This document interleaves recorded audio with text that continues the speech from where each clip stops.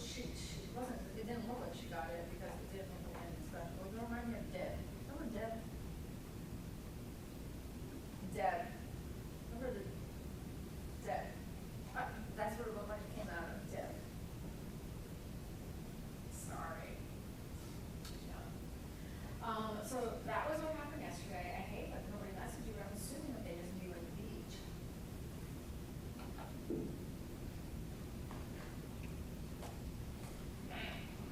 All right.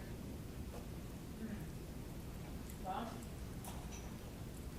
yeah. All right. Sounds good. All right, bye. Neighbor. Happy birthday. Oh, thank you. I have watermelon.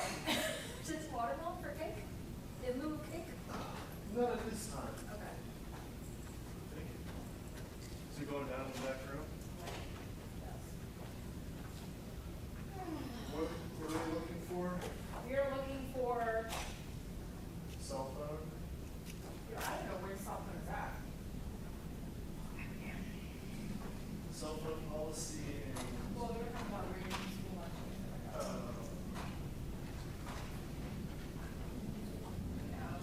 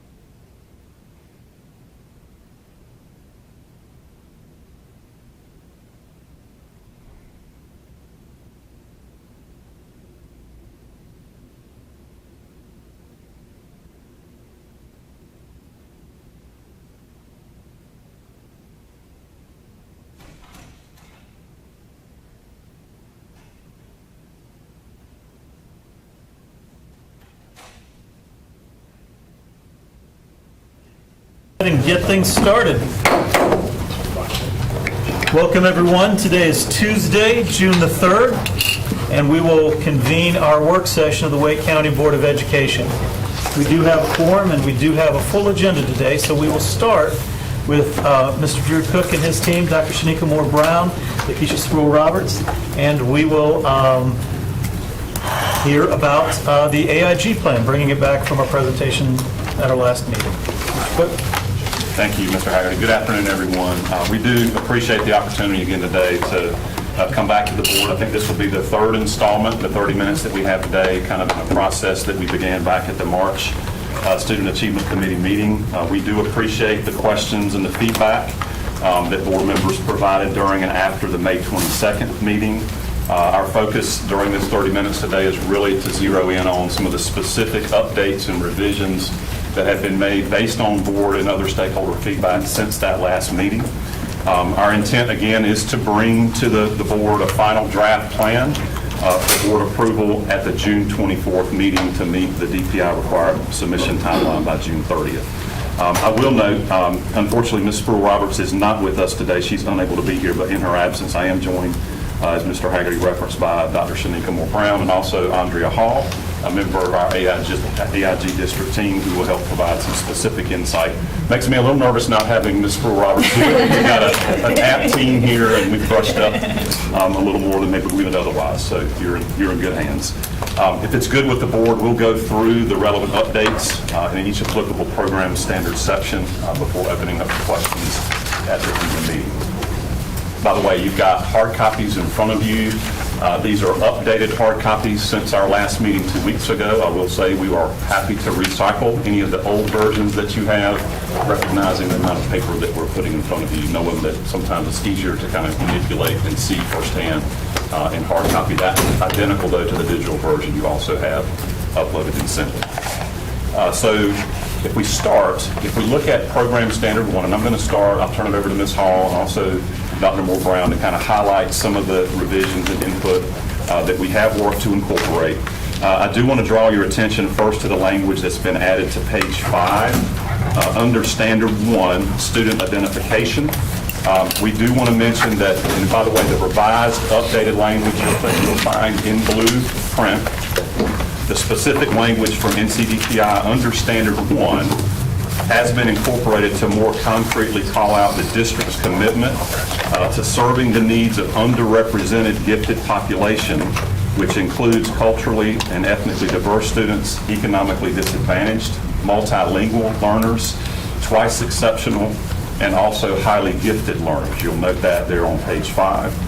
While the language is broad and does not necessarily refer to specific new actions or practices, it is an effort to respond to some stakeholder feedback by committing to researching and evaluating practices of other LEAs across North Carolina in this particular area. In other words, we want to continue to pursue what's possible, what's feasible. And by the way, that effort already includes collaboration with our friends at NCDPI. We convened a meeting last week with some staff members, actually from our former colleague and my boss, Stacy Wilson Norman and her team.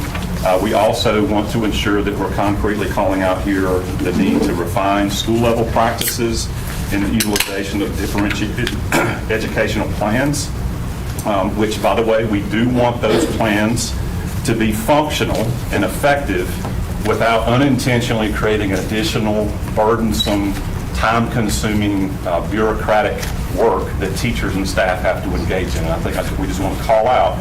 That's always a balancing act as we seek systemic consistency in implementation, accountability, data and oversight. We also want to be sensitive to the fact that all of these efforts do require work, both at the district, but maybe most significantly the school and the classroom level.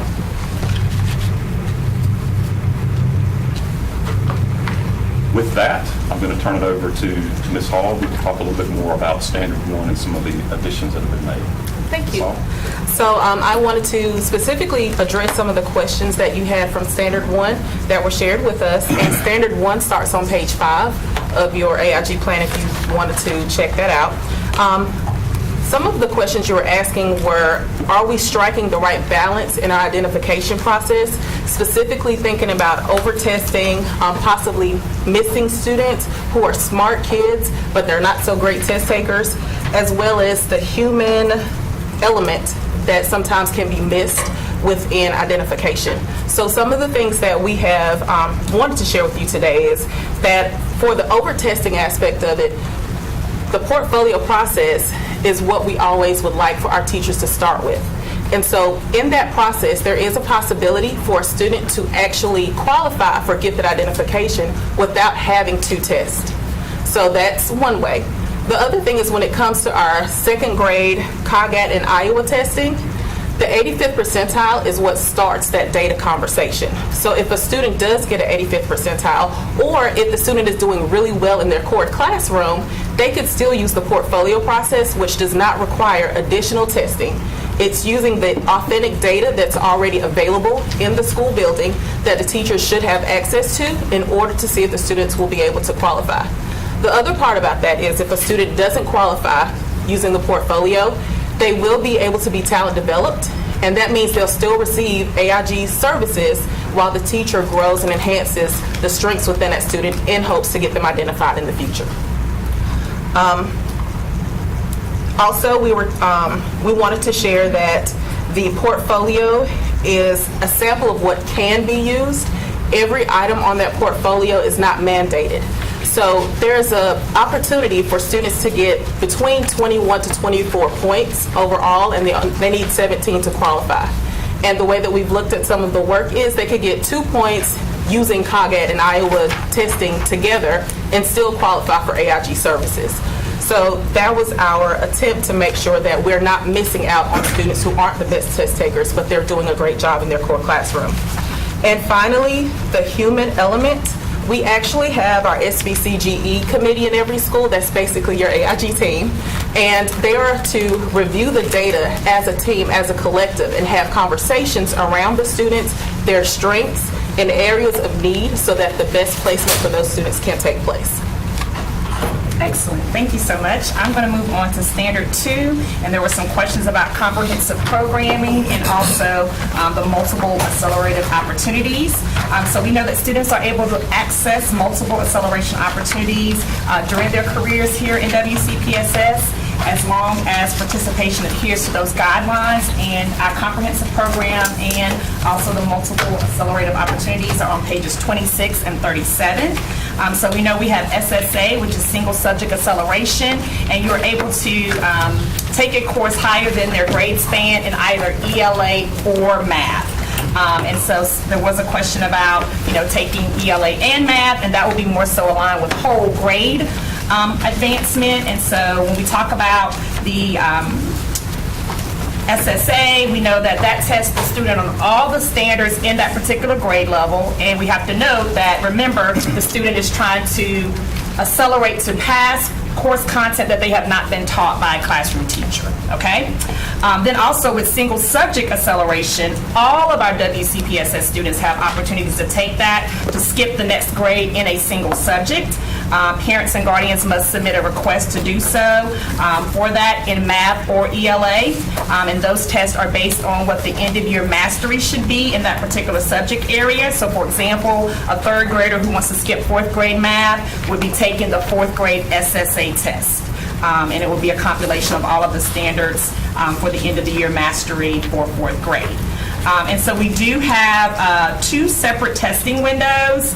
So newly enrolled and current 1st through 7th graders, they have 2 weeks from their date of enrollment to take that test, but it has to be before the end of the first quarter, whichever comes first.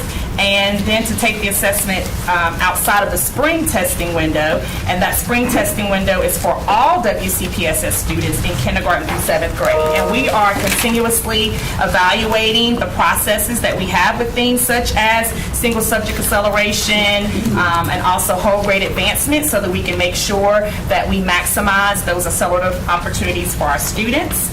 Then, of course, we also have other accelerative opportunities such as early kindergarten entry, and then also I believe I've already spoken about, yes, so I've spoken about that as well. So I'm going to speak back to Andrea, who's going to talk to us about one more particular question before I do that. It's the alternative setting collaboration and support. So that was a specific question that was asked, and if you reference page 33, alternative schools are collaborating with our Advanced Learning Services team when they have an AIG identified student enrolled, and we're very proud of that collaboration because we want to make sure those students get the appropriate academic supports as well.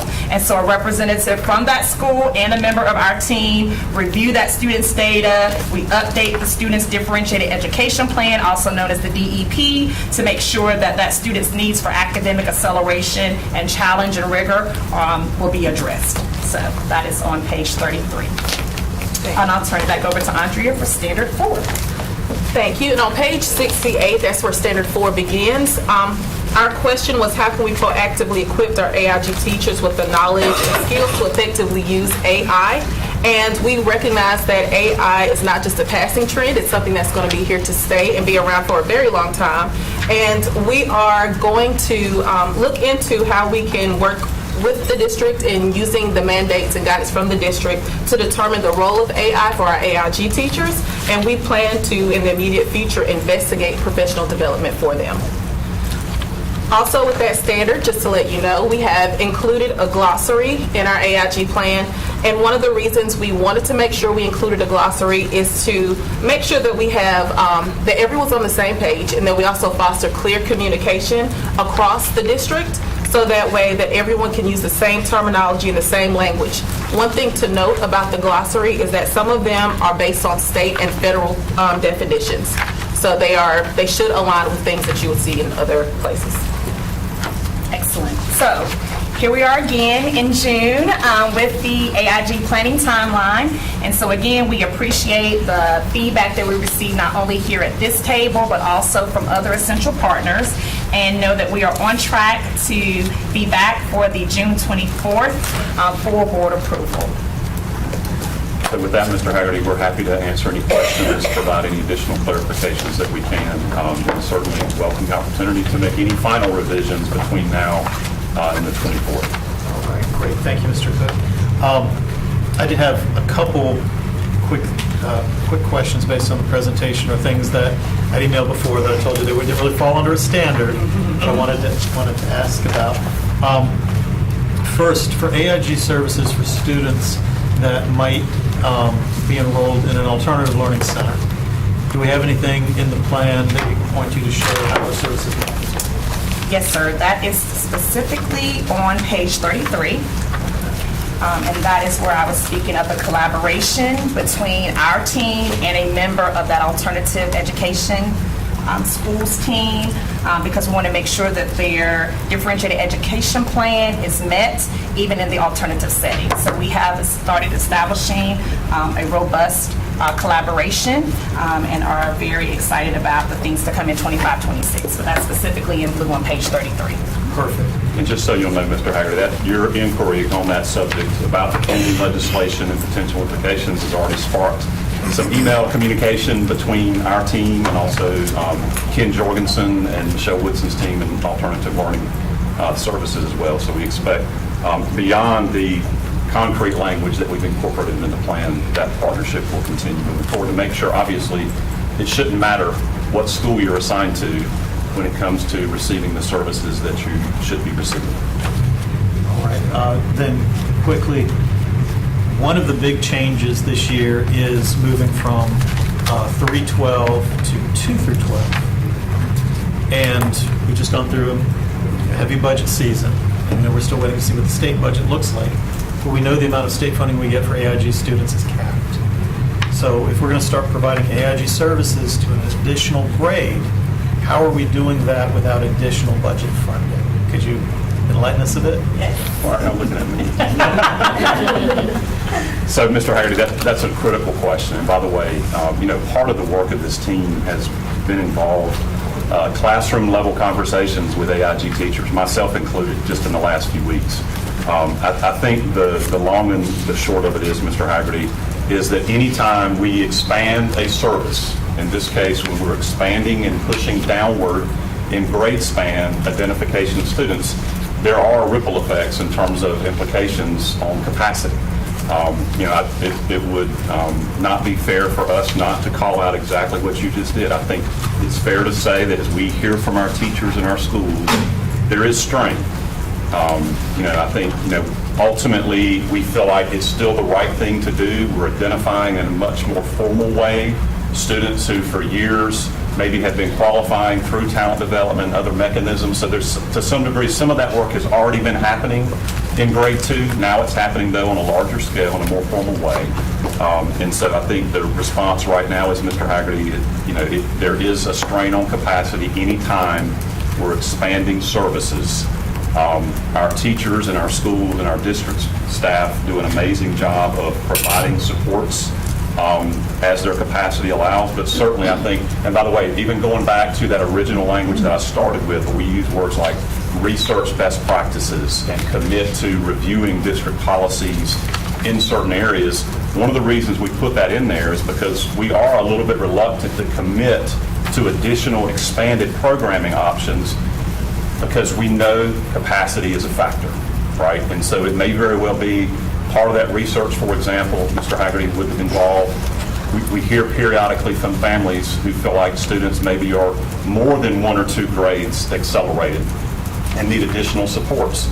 Part of that research doesn't necessarily have to be, national level quantifiable research. It could be as simple and as powerful as talking with specific families who maybe are considering other options or have already left for another option to learn more about what their individual circumstances are, right? And sometimes that does happen at the earlier grade level. So I think, it's not fair for us to indicate that we can just kind of continue to do more without also acknowledging, the limitations that we currently have. That said, we do believe that the expansion to grade 2 and that assessment is feasible. It always is a delicate balance between asking for more with the same resources that we currently have in place. Well, and you understand why this is so topical, because we just had the conversation about our Title I schools. And the idea that with limited funds, do you want to have a greater impact on a more vulnerable student base, or do you want to try to spread that to more students but not be able to reach as deeply? So I was sort of wondering about the calculus here with this equation. Yes, sir. And one thing I'll extend with Mr. Cook's response is that although we're testing them in 2nd grade and they may qualify, they do not start receiving services until 3rd grade. Okay. And so we will provide the teachers with professional learning to help them, of course, nurture that giftedness and talentness, but it will not start officially receiving those AIG services until 3rd grade. Thank you. And then just my last question on it, for Dr. Moore-Brown, you were talking about SSA. And we hear this from parents sometimes that would like to test a student in 2 different subjects. And the district response, I think, is appropriate, that if you can qualify for both, then maybe you should consider whole grade advancement. But when it comes to the actual testing, is there any prohibition against a family testing in both subjects and then choosing based on the results, or do they have to commit to one or the other? One of the things that we encourage our families to do is choose the student's area of strength. If they feel like the student is strong in both areas, they definitely should inquire about whole grade advancement. And with whole grade advancement, you do not have to have testing in order to be whole grade advanced. It is a data collection process in which the school's SBCGE team, their AIG committee, they get together and they review the student's data to make a determination. Testing can be a part of it, but is not required. So if parents are interested in possibly looking at both subject areas, it will be best to look at whole grade advancement because it takes the testing out. It looks to see what data is already available at the school level, because if the student is already performing fairly high in STAR Math or on M-Class and NC check-ins, we could use that data to go ahead and advance them as opposed to waiting until spring testing to see if they're going to do which one or the other. So, give me a great justification, but I want to make sure I understand the answer, was that they cannot test for both. They have to pick one. They cannot test for both subject areas. For single subject acceleration is only one. Okay. And I understand why based on everything else you told me. Yes. All right. Thank you so much, especially coming into pinch hit today. Are there other questions around the table? Ms. Rice. Thank you. I remember when single subject acceleration was implemented years ago.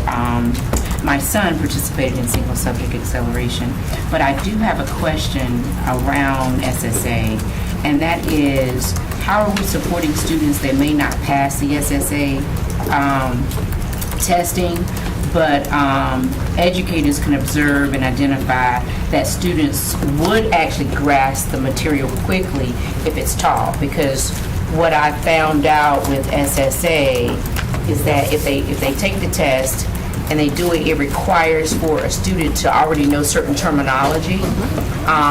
But the truth of the matter is, you don't know terminology unless you're taught. So how are we helping students whom teachers know that if they're taught this, they're going to catch it faster than what they're doing in the regular education. So are we doing any forms of pull-ins or pull-outs, or allowing students to still kind of be a part of the SSA group? And then the final piece to that is this: how are we training staff to identify those particular students? So for your question, I think one of the things that we would do is we strongly encourage our AIG teachers to make sure that if they have students that were fairly close with the SSA assessment but did not qualify, that they still find time to work with those students. It could be participation in PLCs and making sure those accelerative opportunities based on standards, needs, all of those things are happening in the core classroom. And if their schedule allows, then they can definitely pull small groups for students who might not have qualified, but they're still exhibiting those higher level characteristics. And I will also say the power of the PLC is that the AIG teacher should not be working in that building in isolation. The AIG teacher should be a part of the professional learning communities and providing educators with support on how to differentiate instruction. So even though I may not qualify, I'm still getting my gifts and talents nurtured. And so that is definitely something that we encourage our principals to allow our AIG teachers to provide professional learning to the school, to participate in PLC meetings so that they can help them provide those level 4 opportunities. And with that piece that you just said about the encouragement of our school base to do so, do you think that can include or does or should include what am I trying to say, to allow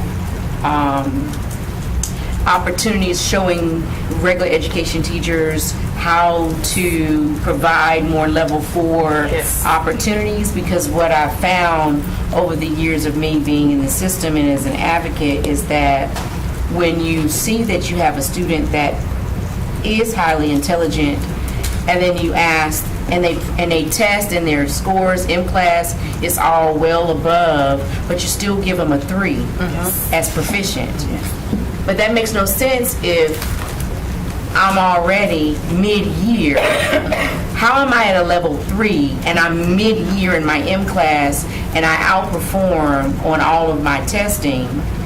So are these a part of the conversations that we're helping the PLT to help teachers understand how to actually give level 4 opportunities more in the classroom, just as an overall practice with students, so that if they choose to do a portfolio, they actually have something to pull from classwork? Because if you never get the opportunities, then you don't have it. And I've just had those experiences of teachers to say, well, I haven't given any, so. And that's the beauty of the collaboration that our Advanced Learning Services team has with our regional teams, especially elementary, in just developing the curriculum maps and working with our curriculum instruction assessment team and making sure those extensions are there, but also that educators know how to use those extensions effectively. Very good. Thank you. Ms. Gordon. Yes, thank you. Can you talk more about the talent development process and what that transition looks like from, let's say, elementary to middle or middle to high school? Like, where does it take place? What happens when a child is in the talent development process in 5th grade and then moves on to middle school? Absolutely. So if a student is talent developed, they are served alongside their identified peers, and it could be either in math or ELA or both.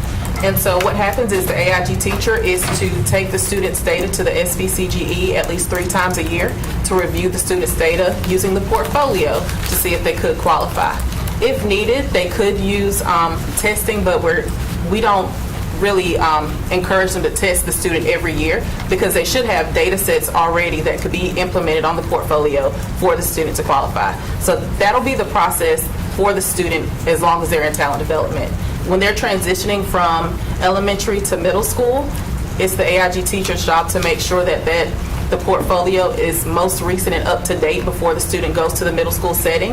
And the expectation in middle school is that they still serve the student, and they have multiple ways of what the service delivery could look like in middle school.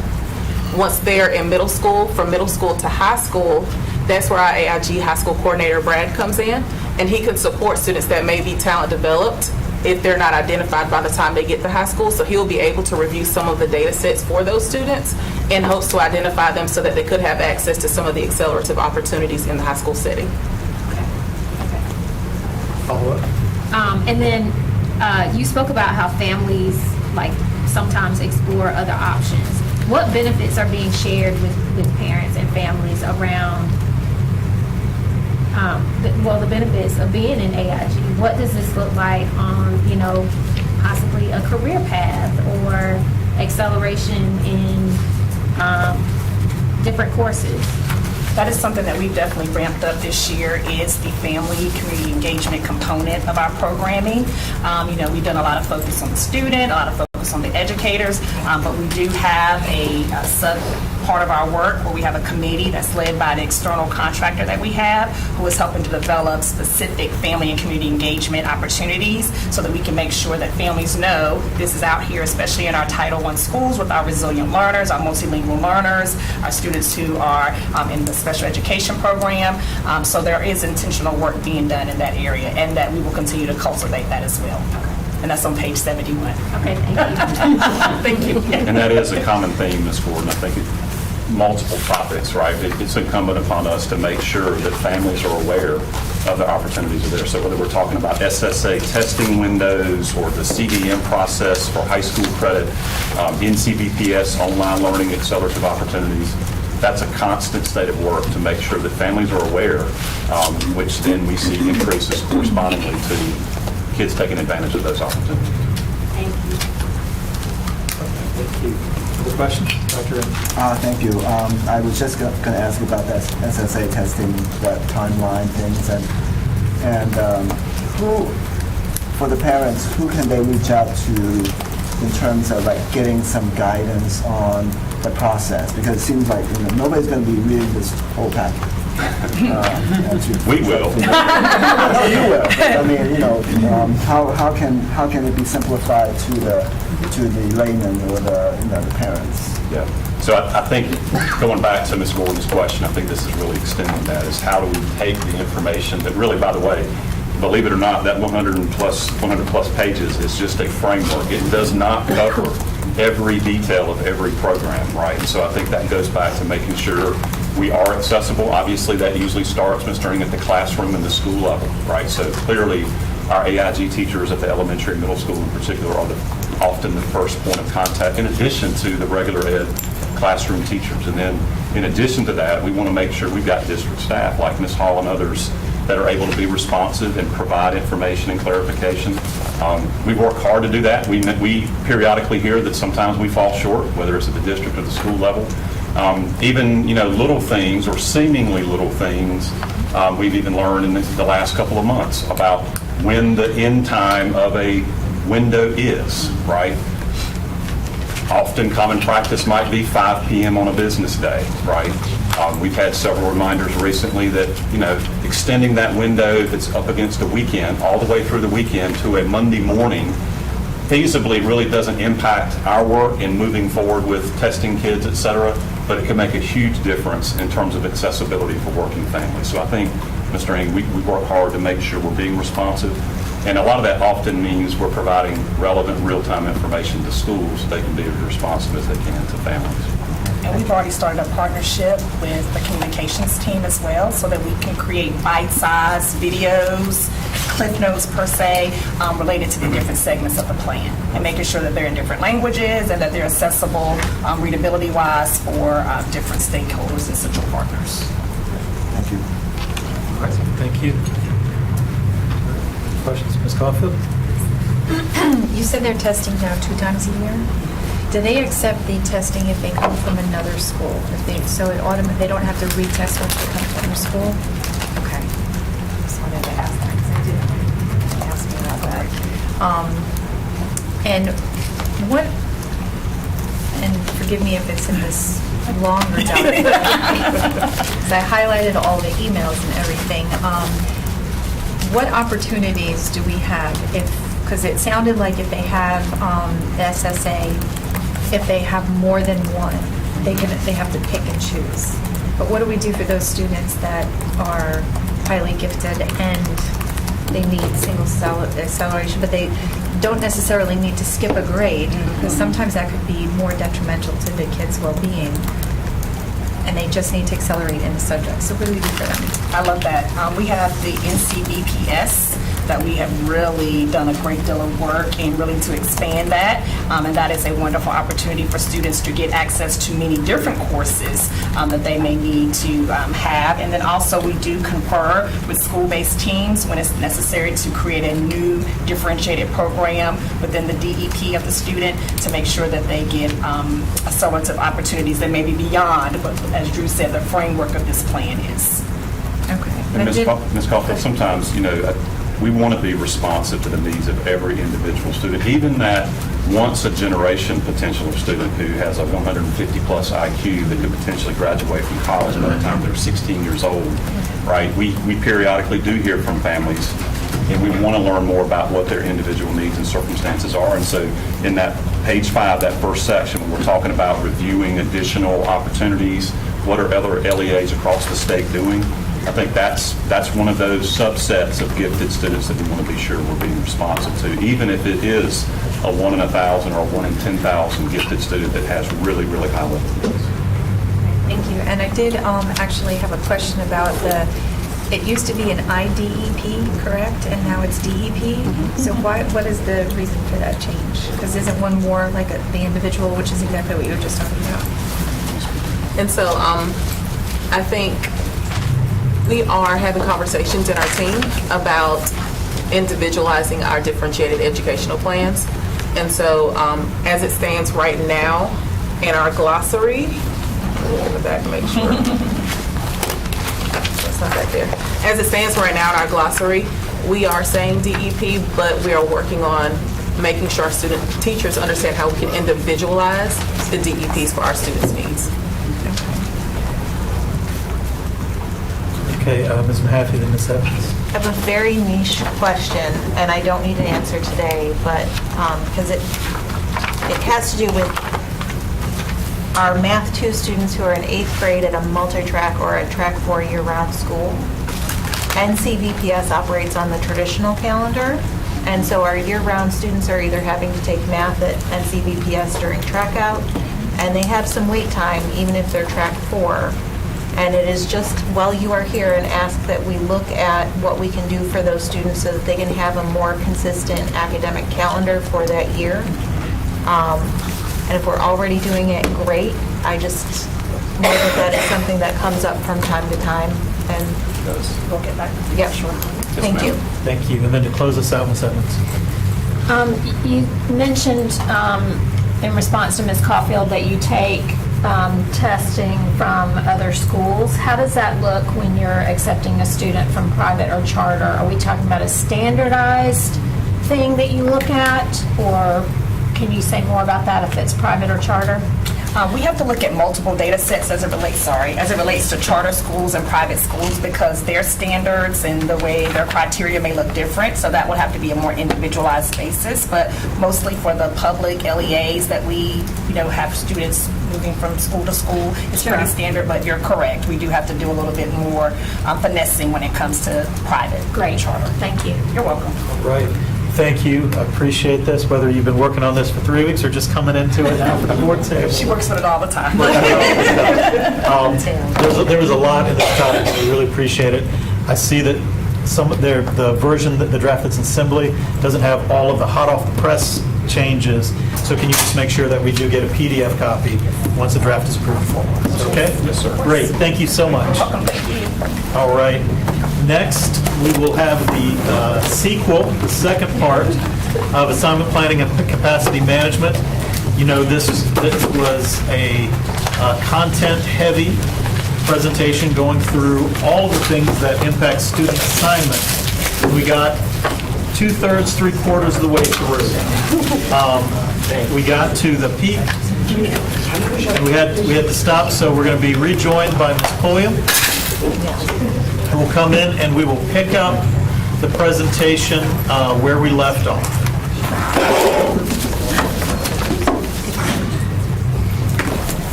Chair Hagerty, thank you for this opportunity to return to you. We went ahead for the convenience of the viewing public, because we know they don't always follow every single work session, to include the original document. So you'll see little review stickers on the top right corner of all the slides we've already covered. So if you wanted to go back and discuss those, you can.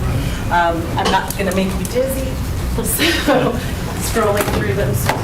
Yeah, but it's, I think, page 27 on your slide deck will be picking up post-review.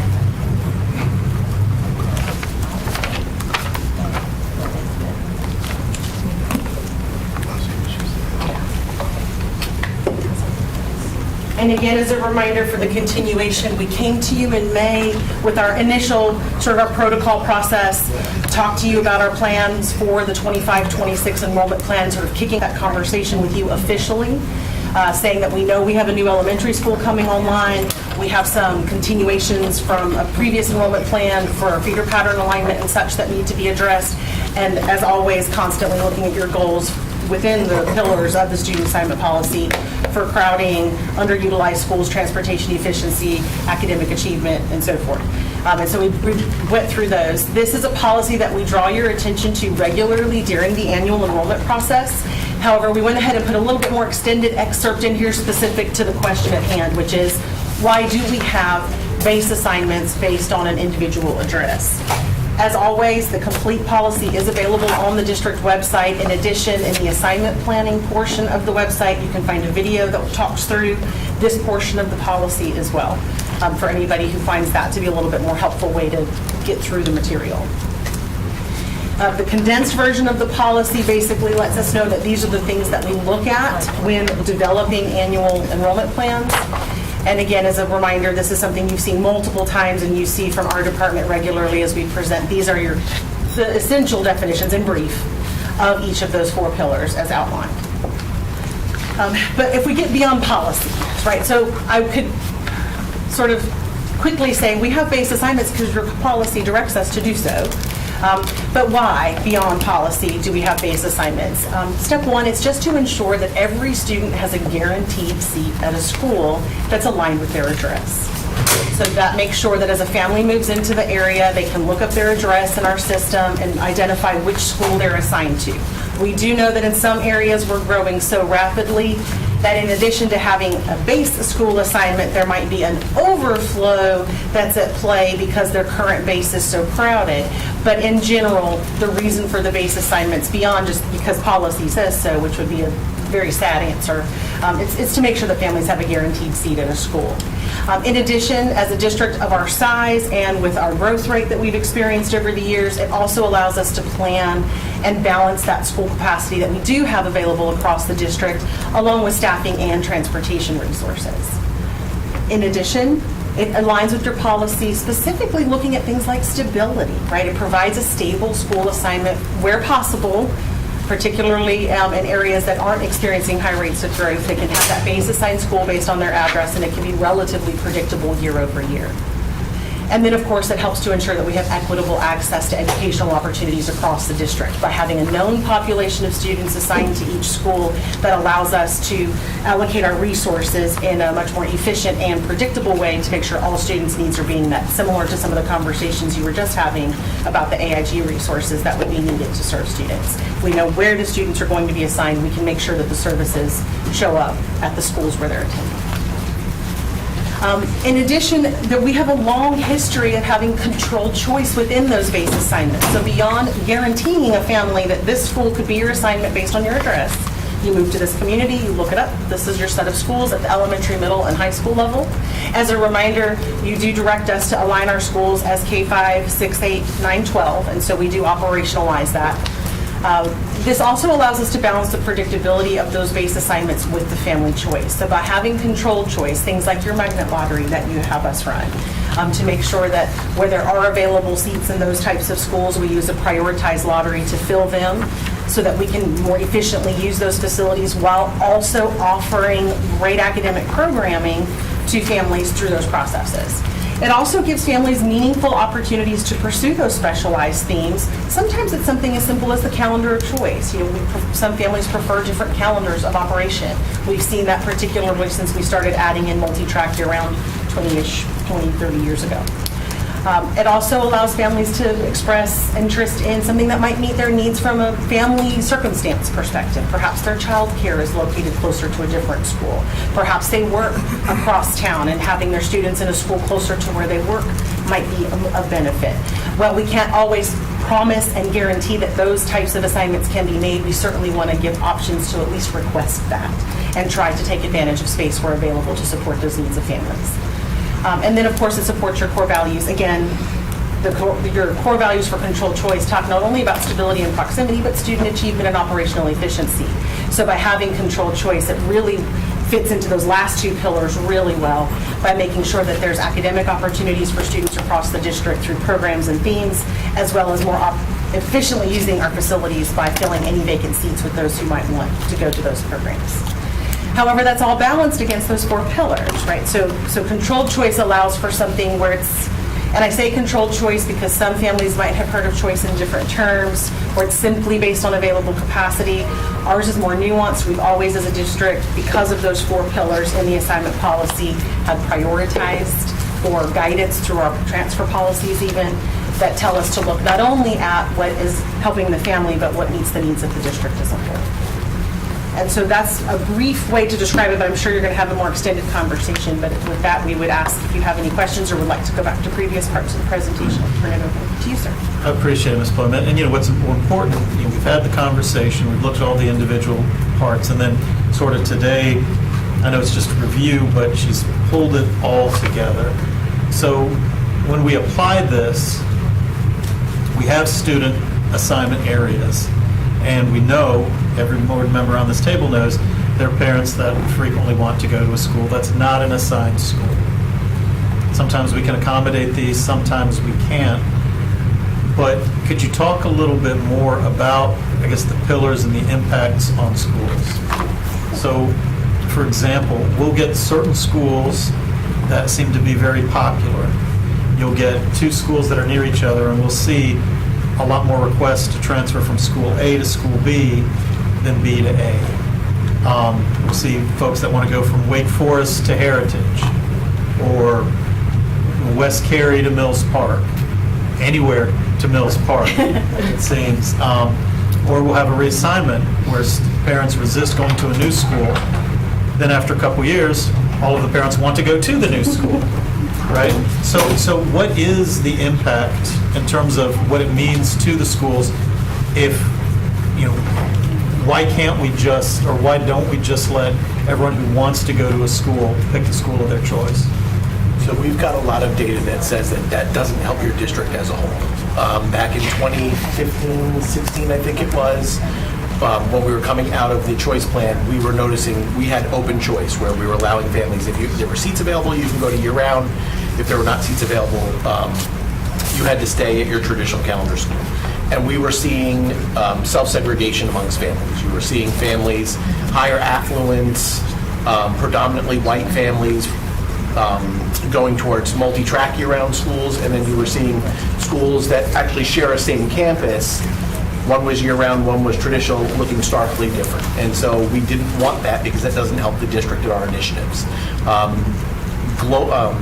Nationally, you see that happen as well. When you offer open choice, families self-segregate. You're mostly seeing it in socioeconomic in this particular area because we have a lot of affluence in Wake County. And so when we offer a controlled choice, this allows us to make sure that all of our schools are balanced, not just the ones that parents want to go to. And speaking just to the balance, with that, the benefit of that? Benefit of the balance? So that kind of aligns with your student achievement objective, which was developed years ago based on lots of research that shows that if you can have a balanced population, particularly middle income students, it benefits both students equally well. Both sets of students on either end of the spectrum would perform better when they're in that type of a balanced, or if you would call it a socioeconomically integrated school. It has nothing to do with race or anything else, but just looking strictly at that income status. And so based on that research, our district has historically continued to try to strive toward that through your student achievement pillar. In addition, there was that recent research about the calendar that showed that multi-track and traditional really don't seem to have a positive or negative impact on student achievement. They have a similar outcome regardless of which calendar, which again continues to align with the district's longstanding goals of trying to provide equitable access to academic opportunities for all students. And that work is done to try to prevent high concentrations of poverty. And that's why you see your magnet programming. Historically, your downtown schools had high concentration of poverty, so you're incentivizing families from more affluent areas to come in. Because when you see schools with high concentrations of poverty, you see teacher retention rates start to deteriorate, and you start to see issues and concerns with equity, specifically when it comes to PTA engagement. And so those are the things that provide gaps between students throughout the district. And I guess I just want to get back to some of the economic impacts on the school, like when a school is under-enrolled, when people leave a school, or the economic impacts on a school is over-enrolled or crowded. Do we have data to support? So I'll kind of kick it off. So to just talk strictly operational efficiency, whenever you have a school that's open as a district, you provide a set of core staff, regardless of the head count of the school, if you will, and then some of the staff is earned through the total enrollment at the school.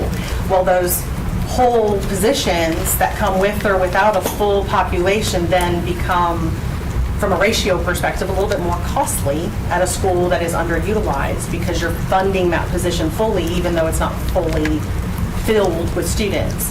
On the other side of the scale, if we get too overcrowded, not only are you taxing the resources that are available in the building and it's just uncomfortable, it also starts to have negative impacts on student achievement outcomes. And budgetarily, there's also those, I can look at our facilities department, right? The more you overuse a facility, the more you have to maintain and upkeep it and repair it.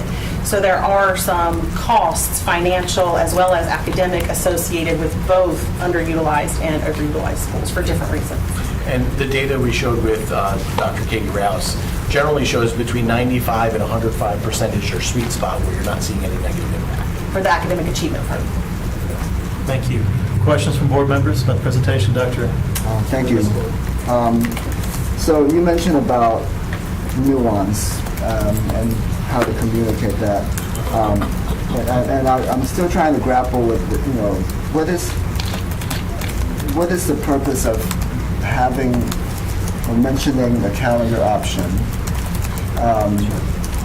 when that may not be a true option to our families? Excellent nuance. At some point in time, as a board, this district declared that it was an option. That if you were assigned to either a multi-track year-round or a traditional, particularly at the elementary, and then I think it started to grow towards the middle school, that families would have the option of requesting the other calendar identified for their address, and that would come with district-provided transportation. And as long as there were seats available, we would be able to approve those types of requests. So in an area where there were more requests than seats, there might be a wait list created, but otherwise, we were to accommodate those. Since that time of that origination of that idea, it has ebbed and flowed and transitioned more into an application, right? So and we have less and less of them throughout the district. You'll recall over the last, I want to say 7, 8 years. I might be wrong on that range, but over the last several years, as a board, you've been asking us to continue to look at operational efficiency, think about where transportation resources maybe aren't needed to support those types of application options, and we've been reducing that year over year over year. So at this stage, there are still a handful of areas that might have one listed, and it's listed kind of within that same group of magnet choices to say this is a choice solely for calendar that might come with district transportation. However, the majority of those are in areas where it's helping us with some of our crowding issues. So by offering that choice, it's helping us to relieve crowding at that particular base school, or it's helping us to take advantage of seats at a nearby underutilized school. But over time, looking at the resources that we have available as a district, we've been working really hard to try to shift all available transportation resources to those base assignments and those magnet choices, and really reduce the pressure on the transportation system created by those. So in today's world, it's not an option, it's an application.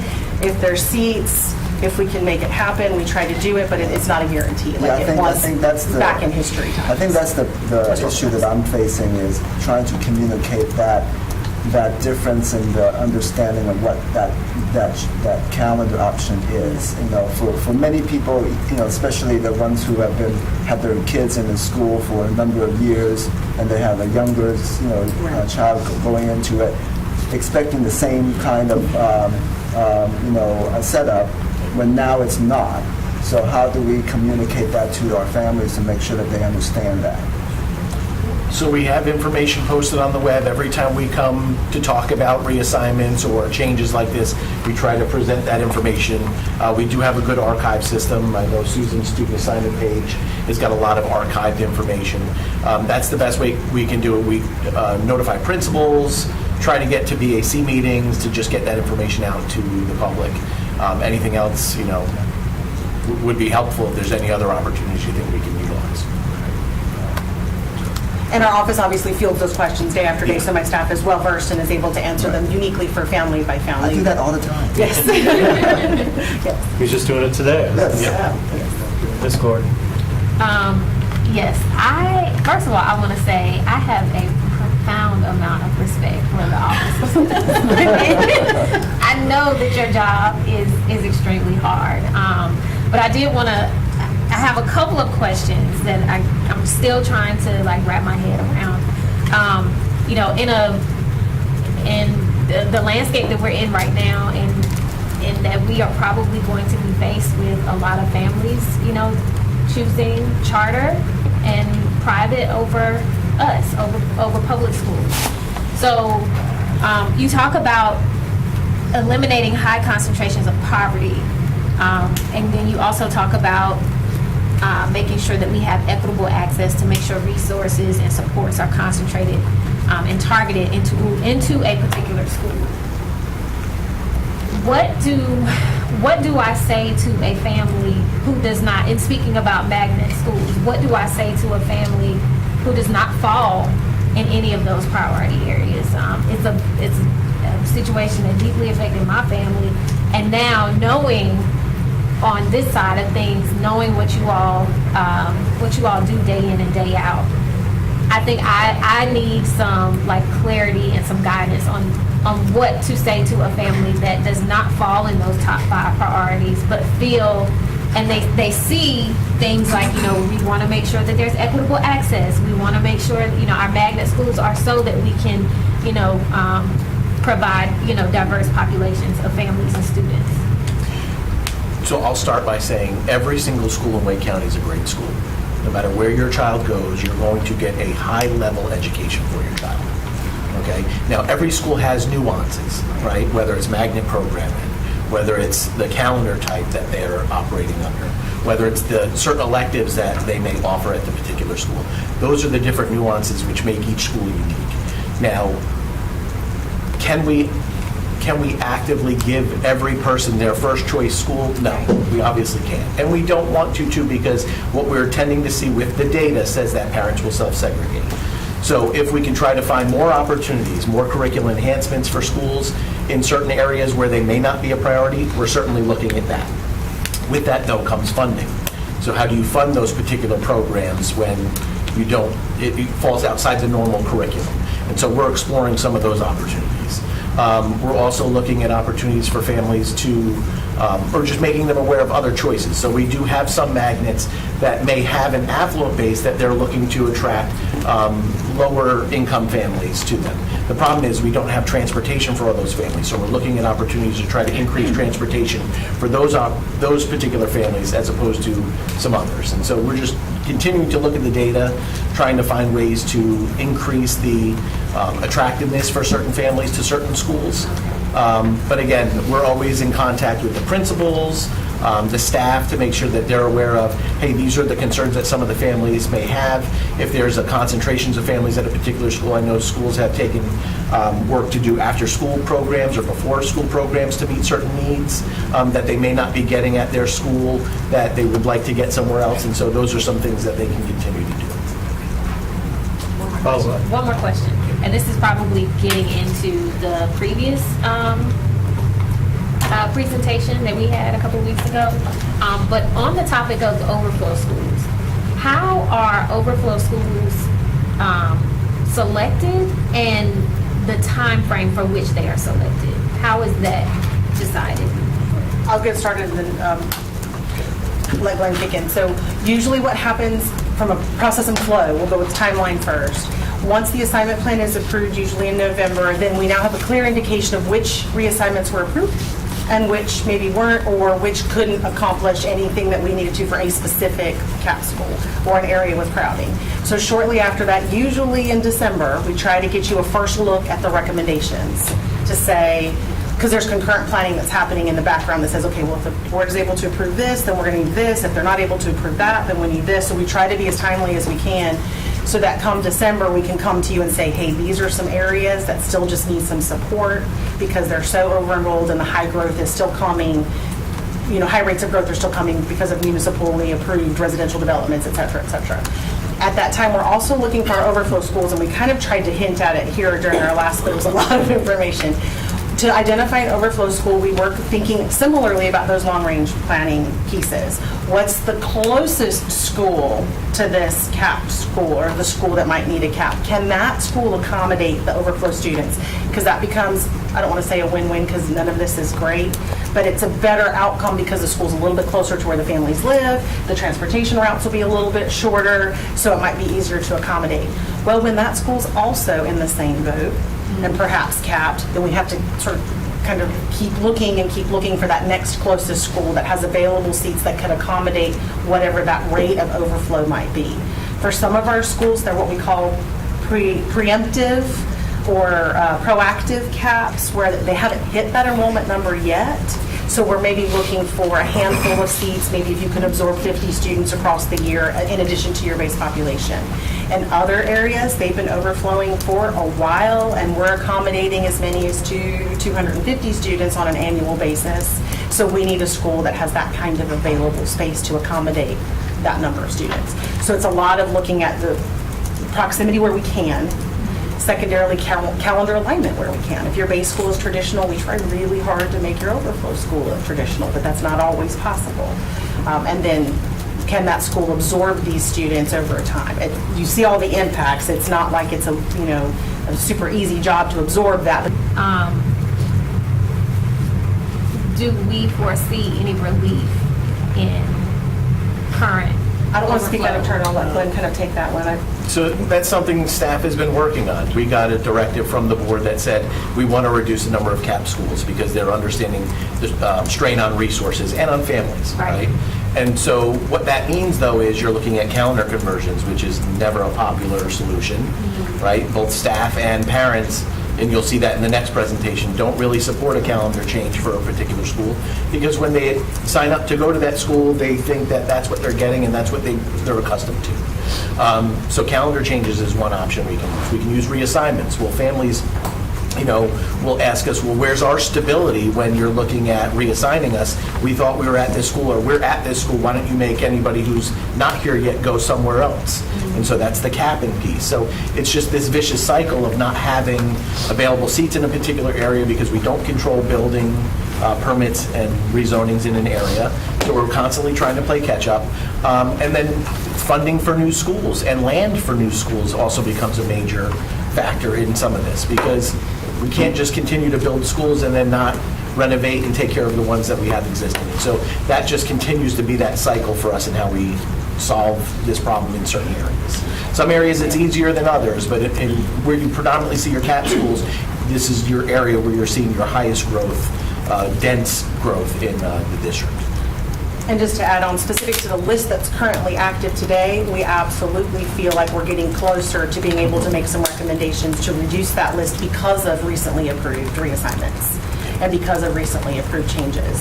So we do believe that some of those are just perfunctory caps that are in place right now just in case that we might be able to actually come to you this December with a reduced list. And we're working really hard not to identify any new ones. I'm thinking about the question that you asked at the last work session, Mr. Hershey, how do we communicate with families if we feel like we need to cap? We're working really hard to make other decisions so that we can avoid having to bring to you recommendations for additional caps. That's not to say it won't ever happen, but that's the goal from our long-range planning standpoint is to try to use the facilities that we have and give families more stable long-term assignments. Thank you. To reduce that impact also for our overflow schools. because we know that for the overflow schools, it also provides a lot of instability for them and for their populations that they're sort of having to take the brunt of. Right. So this is going to flow naturally into our calendar conversion conversation next, but before we transition, Ms. Evans?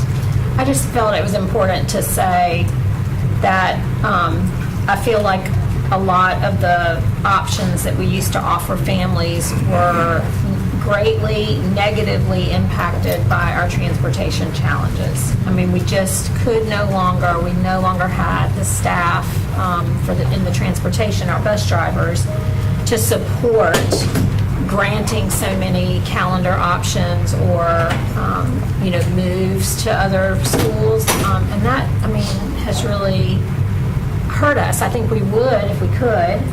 And I'm thrilled that our transportation services have improved. It's from where we were, 18 months ago. But not so much so that we can go back to the time where we really offered people lots and lots of options. And I just thought it was important to make that note. It wasn't so much a policy decision as I think the transportation challenges really, really hurt our ability to continue to do that. All right. Well, if we're ready, let's go on to calendar conversion with the same team. I will be back with you on June 24th to give you an update on what we've heard so far from this round of public feedback, in addition to what we've heard leading up to this year, because as you recall, we've been doing a multi-year approach to engaging the community. But now you'll hear from Mr. Perusa about calendar. All right. Thank you, Susan. And I'll switch seats with you.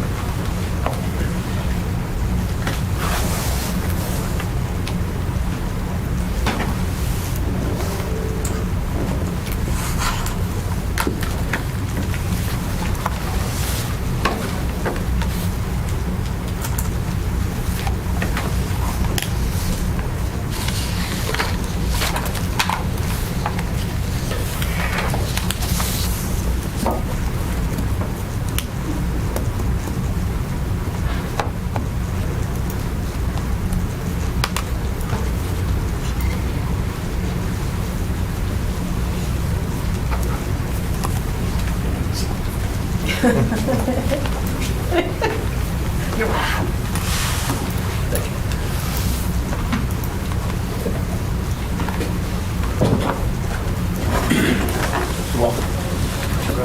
So staff is here to discuss with you the calendar conversions for 2026, 2027.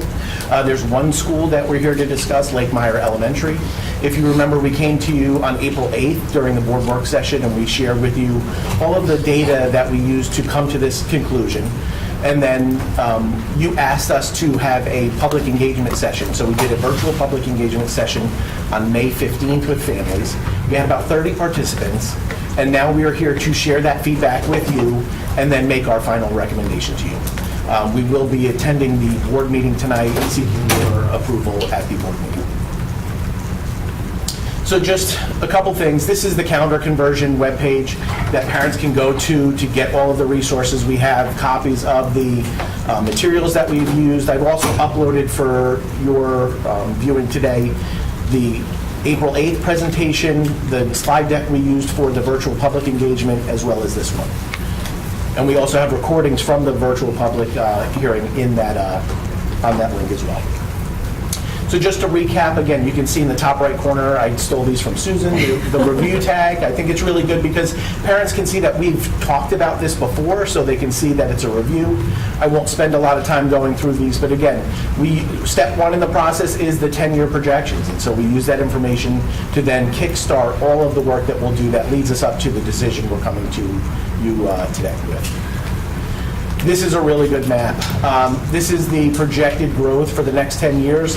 And I did a side-by-side so you can see last year's forecast on the left and this year's forecast on the right.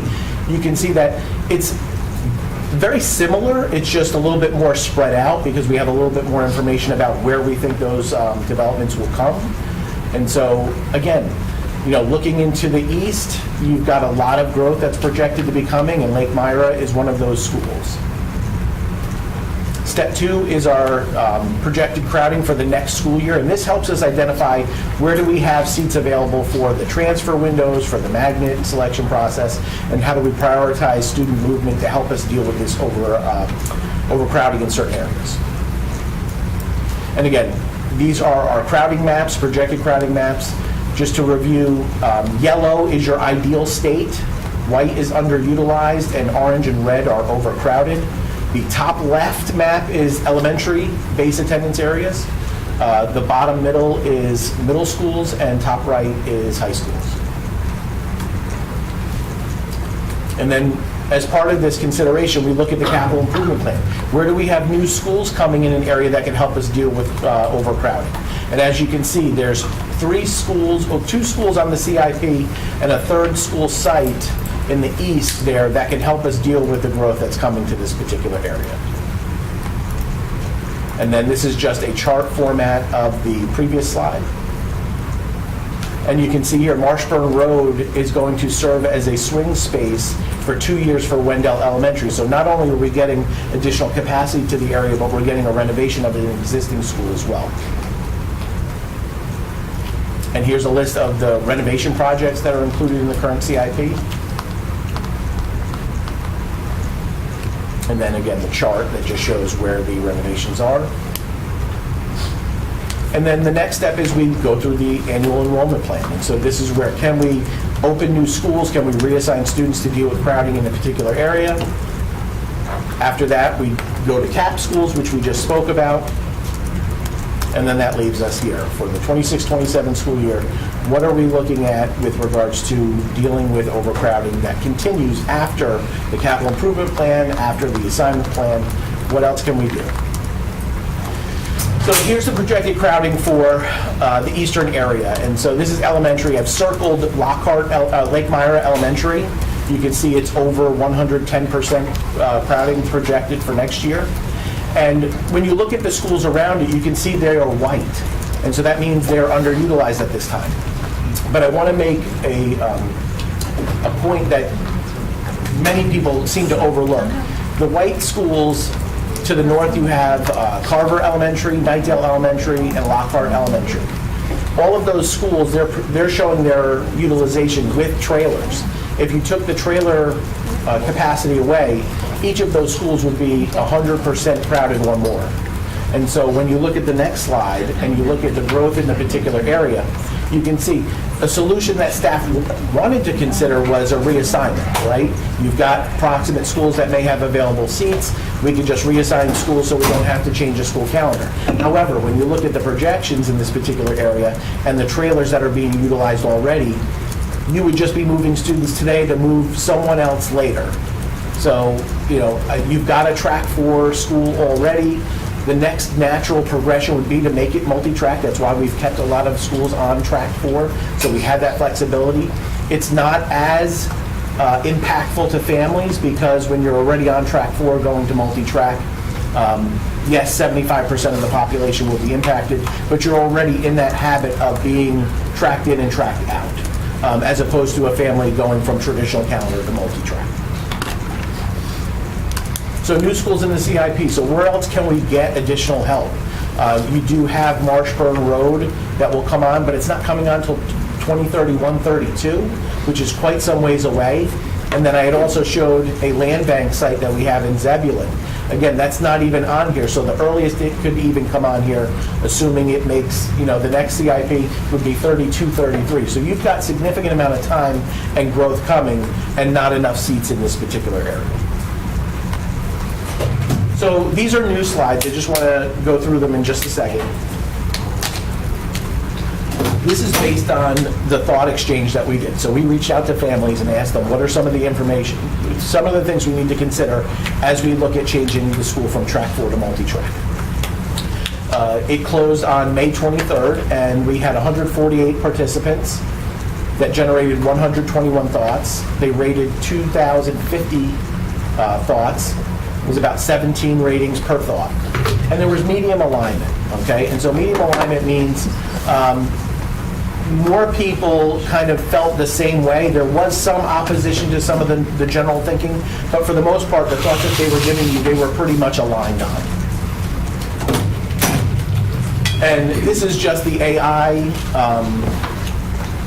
printout that just talks about like what are the comments saying? It summarizes it for us. And I just highlighted some of the important points for you because I think they're really good. You'll see them in other slides as well, but traffic, student schedules, increased costs, childcare, some of the other things, siblings, matching siblings to tracks was really important. Track out care concerns was really important for families. And something that's not really on here but did come out in some of our other discussions, when are families notified of their track placements? Because that was also something that they want to plan for. And we did share with them during the virtual public meeting that we will share the track assignments as early as possible, but you can't do it too early because you don't know who's assigned to the school. We're also talking about a school year that's 26-27. So we don't know who's enrolled in the younger grades. We don't know who's going to have siblings. So you've got to try to find ways to balance your tracks, so you can't do that too soon. So these were just some of the groupings of thoughts. You had family scheduling was a theme. Special education often came up. Special education came up during the staff presentation as well. There were concerns about how do you service the special ed needs of students across 4 tracks. Childcare concerns, the community feel of a school was really important for families. And as you look at this, ratings that are generally a 4 or higher have good alignment, and so I wanted to show that because there were a lot of topics here where you had good alignment from both the staff and families as they participated in the thought exchange. And here I captured the 4 highest comments that were rated, and so I'll just go through each of them. So the facilities cannot handle more uptime at the school. So there were concerns about the HVAC system at the school, and we've since found out that their HVAC system has already been replaced, and the unit that was temporary is either been removed or it's being scheduled to be removed off-site. So the HVAC has been replaced at the school. However, being in the school, 12 months does have its effects on the HVAC system, right, and all of your other utilities. However, I'm not sure people know, we run our AC units at all our schools 12 months out of the year. It's just, yes, you would have more strain with kids opening and closing the doors in those summer months when they would normally be shut. Siblings need to be kept together on the same track. Now, this is something as a practice we share with principals when they're doing track assignments. This is one of their highest priorities. Now, it may not always be the track that the parents want, but we will always try to accommodate siblings to be on the same track. And I know this was a really high feedback point that we got from families throughout this process. They really like track 4 and they would not want to change. I'm going to be very honest, both staff and families, this is how they feel. Not many people want this change, right? And staff doesn't really want to come to you and make this change unless we absolutely have to. We just don't see any other options that we can utilize that will help us move forward without impacting more families over time. And then there was a question or concern about too little notice for families. They book vacations like cruises, and they would like to have a little bit more time as part of this decision-making process. And so I'm sharing that with you now. Next steps, so we've met with area superintendents and principals. We've met with the school staff. We've done a virtual public engagement session, and now we're presenting this feedback to you today. And we'll be bringing it to the board later today for your vote. And so with that, again, this is where all the resources are. And then this is the final staff recommendation that we convert Lake Myra Elementary to multi-track for the 2026-2027 school year. And I'll open it up to questions. All right, thank you. Are there questions for Mr. Carrezza? Ms. Evans. 30 participants-ish. Who showed up at the virtual public meeting, yes. So I apologize, I stepped out for a minute, but how else have you engaged people? So we've done a thought exchange, and we've done a virtual public engagement session. I think we emailed families, I don't know if the communication is still here. We had emailed impacted families to invite them to participate in both. Right. That's really what we've done to this point. And we've worked with staff. Okay. It just doesn't seem like many families know about it, but I might be missing. I'll say it doesn't seem like many families engaged. I'm not sure if they were made aware of it, because we did reach out and send communication through the school to the existing families. Right. And so, I mean, I can't speak for how or why they didn't engage in the public engagement session, or we don't have a lot of engagement on the thought exchange. Mr. Hershey? Well, I would think that maybe because it's already on track 4, and it's not a switch from traditional to multi-track year-round, that they're kind of used to it already to some degree of what the calendar would be, but I can't assume. do you find that there's less pushback on this kind of conversion when it's not straight from traditional to multi-track? I think it's easier than going from traditional to multi-track or multi-track to traditional, certainly. I'm not going to downplay that families aren't opposed to this move. I think they are, and I think staff are as well. I think our staff has done a good job, though, of showing the data that we've used to come to this decision. I mean, we can't reassign students to neighboring schools. They're going to have their own crowded concerns according to the projections. Capping is not an option that many of you want to continue to use. We do have new schools coming in the area. It's just not fast enough. And so we just don't have the means to be able to provide another option for families other than to change the school calendar. Yeah, I will be supporting this evening at the board meeting. I just wanted to add that. You got Dr. and then Ms. Caulfield. Yes, just wondering who and how will students be converted from a track 4 calendar to be assigned to other tracks in that school? So generally what we do is we'll work with the principal, because the principal makes the track assignments at a school. And so they'll have a process that they'll go through with balancing their tracks, making track placements, and then they notify parents. Generally, this happens in the spring before the school year that the track placements will take place. So generally, you're looking anywhere between February, March, April, before that July start. So do the parents provide feedback to them before the determination? So generally what we've done, we do a survey to parents and asking what their track preferences are, and we'll try to accommodate their track preferences. I can tell you how it's going to turn out right now. Everyone's going to have track 4 as their number 1 preference, which is understandable.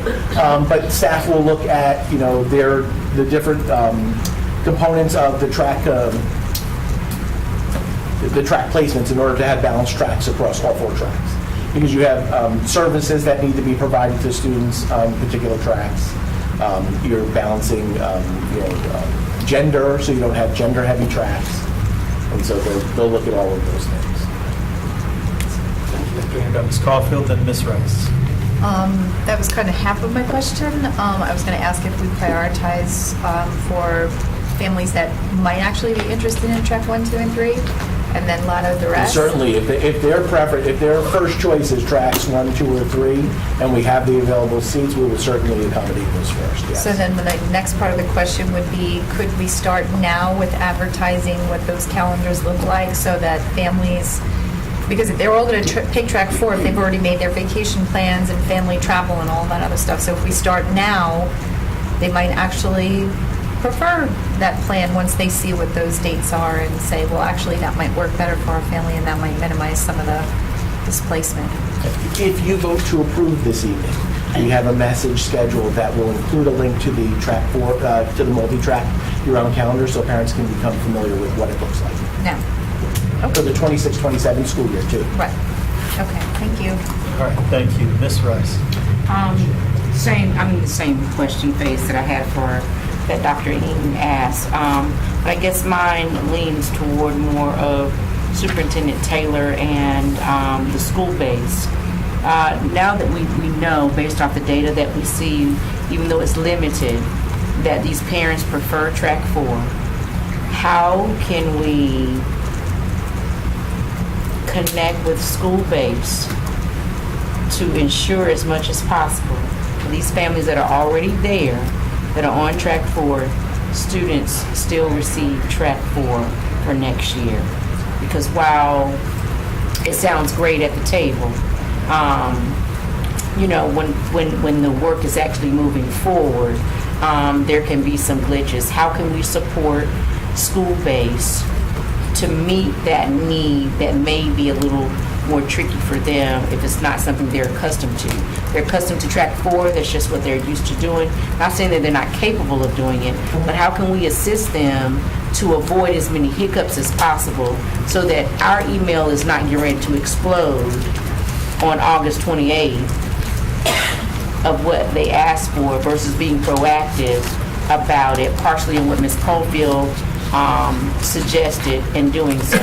And so, because my concern, majority, is that we have great implementation at a high overview level where we're sitting at, but when it's time for it to actually be implemented at the base level, it gets lost in translation. And I just want to make sure that our school is supported to get what they need or with families so that there's minimal backlash of frustration because of the change, because it's just not an easy change.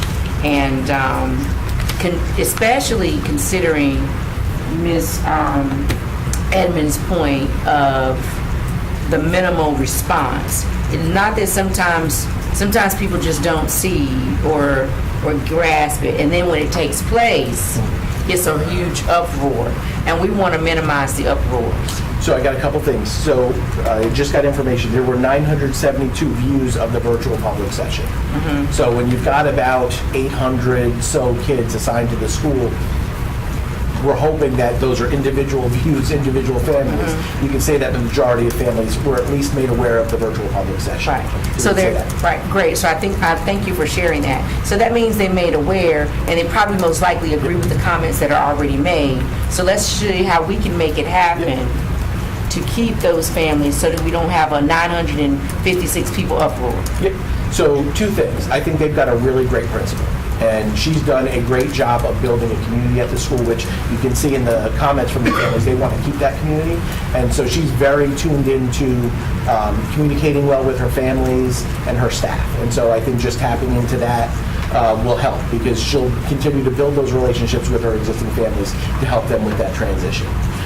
Also, you know, we've got meetings that we're going to be scheduling with the town of Wendell staff and the town of Zebulon staff, so that we can start to make sure that there are track out opportunities for the families in this particular area. Wendell would be the shorter term fix because most of these families are in the Wendell area. So we'll be working with them to try to set up multi-track options for families that are affordable as well. Great, I understand. I lived down the street when the school was built. Dr. Taylor, help me relay my message a little bit more about what I'm saying. I hear what we're saying. Okay, yeah, I need to make sure that we hear what I'm saying. And so we will be hand in hand with the school staff as they're developing their plans to work with the families. Right, because all of our school staff is amazing. But we don't want them out there alone. At the We don't want them addressing all of these questions. Because if I get emails in 2 years, we hear you. I'm gonna say you didn't hear me. And I will not forget. So what we'll do is we'll coordinate not only with like our communications department, but we'll coordinate with the school to develop a very specific plan to help them navigate this with their families on site. Right, and it helps that you have someone that is supportive and communicates. We do, but let's be preventive. Yes. And I think that's to that point, I think that's part of why Chair Hegarty asked us to advance this schedule. Right. Because if you'll recall, we brought some of these recommendations to you in August. Right. For a 25-26 school year. So now you would be giving families a much longer runway. We'll have an entire school year to work with them and their staff.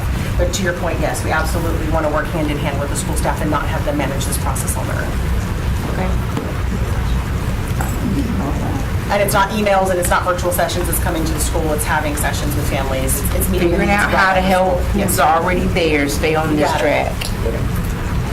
We're ready to move on. Ms. Caulfield, you have one last I question? just have a follow-up. In reference to the session that you had, because you said you got 972 views of 800 kids. That's a lot of people who actually saw it. And we know with the whole Lizard Lick, there was plenty of feedback for that. So this is in that area. Is it possible that they're just not sure what it means because they don't know what those changes are? I mean, I can't speak for other people. I think that's what we're all trying to I get think at. we've done a good job of explaining the how and the why and what it means for families. We provided copies of the calendar of, not everyone's going to get to stay on track 4. There will be families on tracks 1, 2, and 3 by providing them copies of the 26, 27 calendar so they can see what their schedule would look like. I'm not sure what else we can do to support So I was going to families. ask what time the session was. When they had I the- think it was 6 to 7:30. Okay. It So was well on May after work. 15th. Yeah, okay, thank you. I also appreciate the number of views, so thank you for pointing that out. Appreciate that. All right, Mr. Carrozza, Ms. Boyd, thank you very much. We appreciate it. We'll now move on with our agenda. Meal price review. We have Mark Strickland, our Chief Facilities and Operations. We also have, and this might be an introduction for some of you, Tiffany Lawrence, who is our new Senior Director of Child Nutrition Services. So I hope some of you have been able to take Ms. Lawrence up on her invitation to meet and sit down and have a conversation with her. But for those of you who aren't meeting for the first time, welcome, Ms. Lawrence. Thank you. I appreciate it. Nice to meet you all.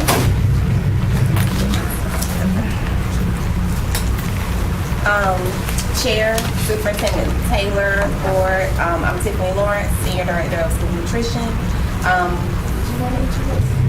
I'll let you do that. So I also brought my leadership team with me today, so I'll introduce them briefly. Jody. I'm gonna let them introduce themselves. I'm nervous. Jody Moore, I'm the Assistant Administrator for Business Operations. I'm Melanie DeTerra, Director of School Support Services. I'm Mary Catherine Talton. I'm the Director of Innovations and Program Development. And I'm Becky Bryan, I'm the HR Staffing and Operations. So I have a great team. Here today I want to talk to you about the possibility of increasing meal prices. And so I'm going to start by just kind of talking a little bit about the program itself. We have 199 schools and we serve approximately a little bit over 160,000 students on a daily basis. Our free and reduced rate is 36%, give or take.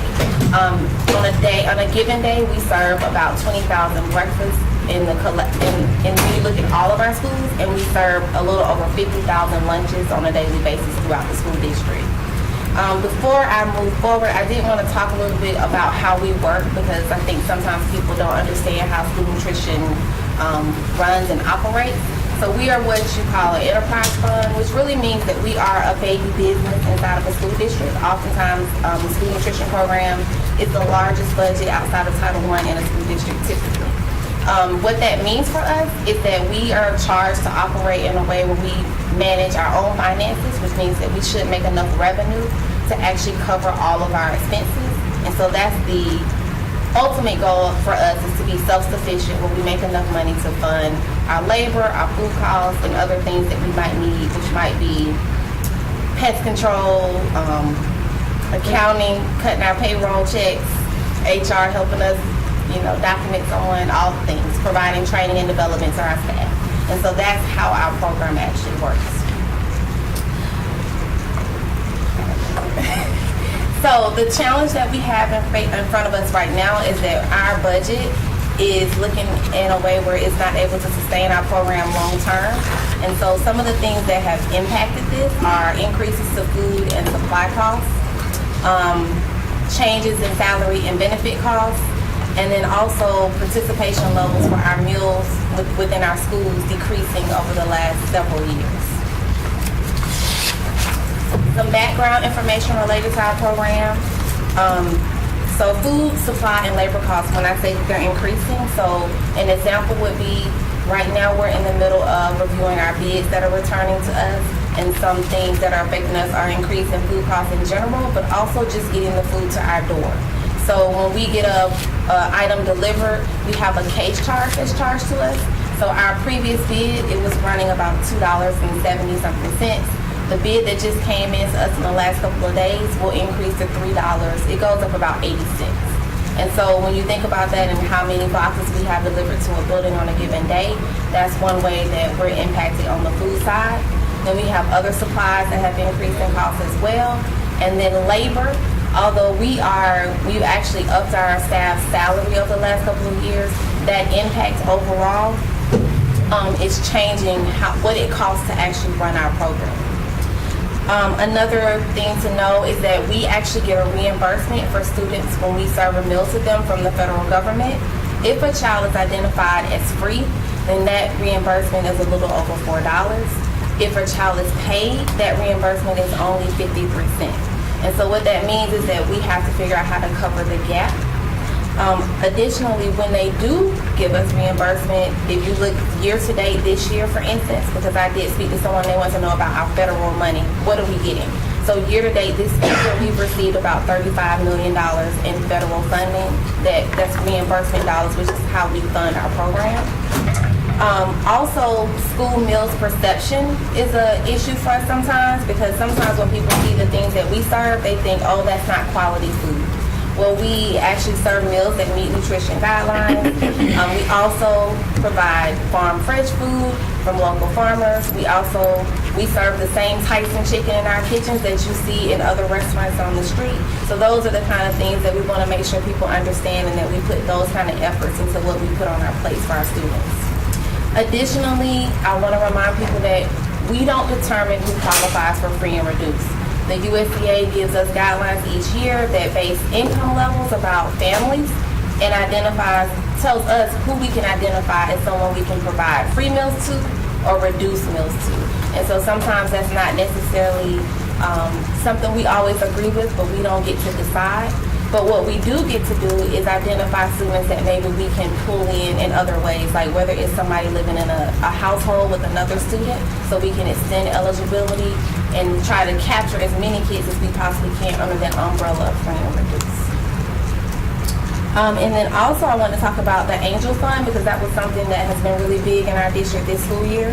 To date, this school year, we've received $126,000 in Angel Fund donations, and the Angel Fund donation is basically how we're trying to capture kids who maybe have a negative charge balance and try to catch some of those dollars and it not impact the district, because we aren't allowed to cover negative debt.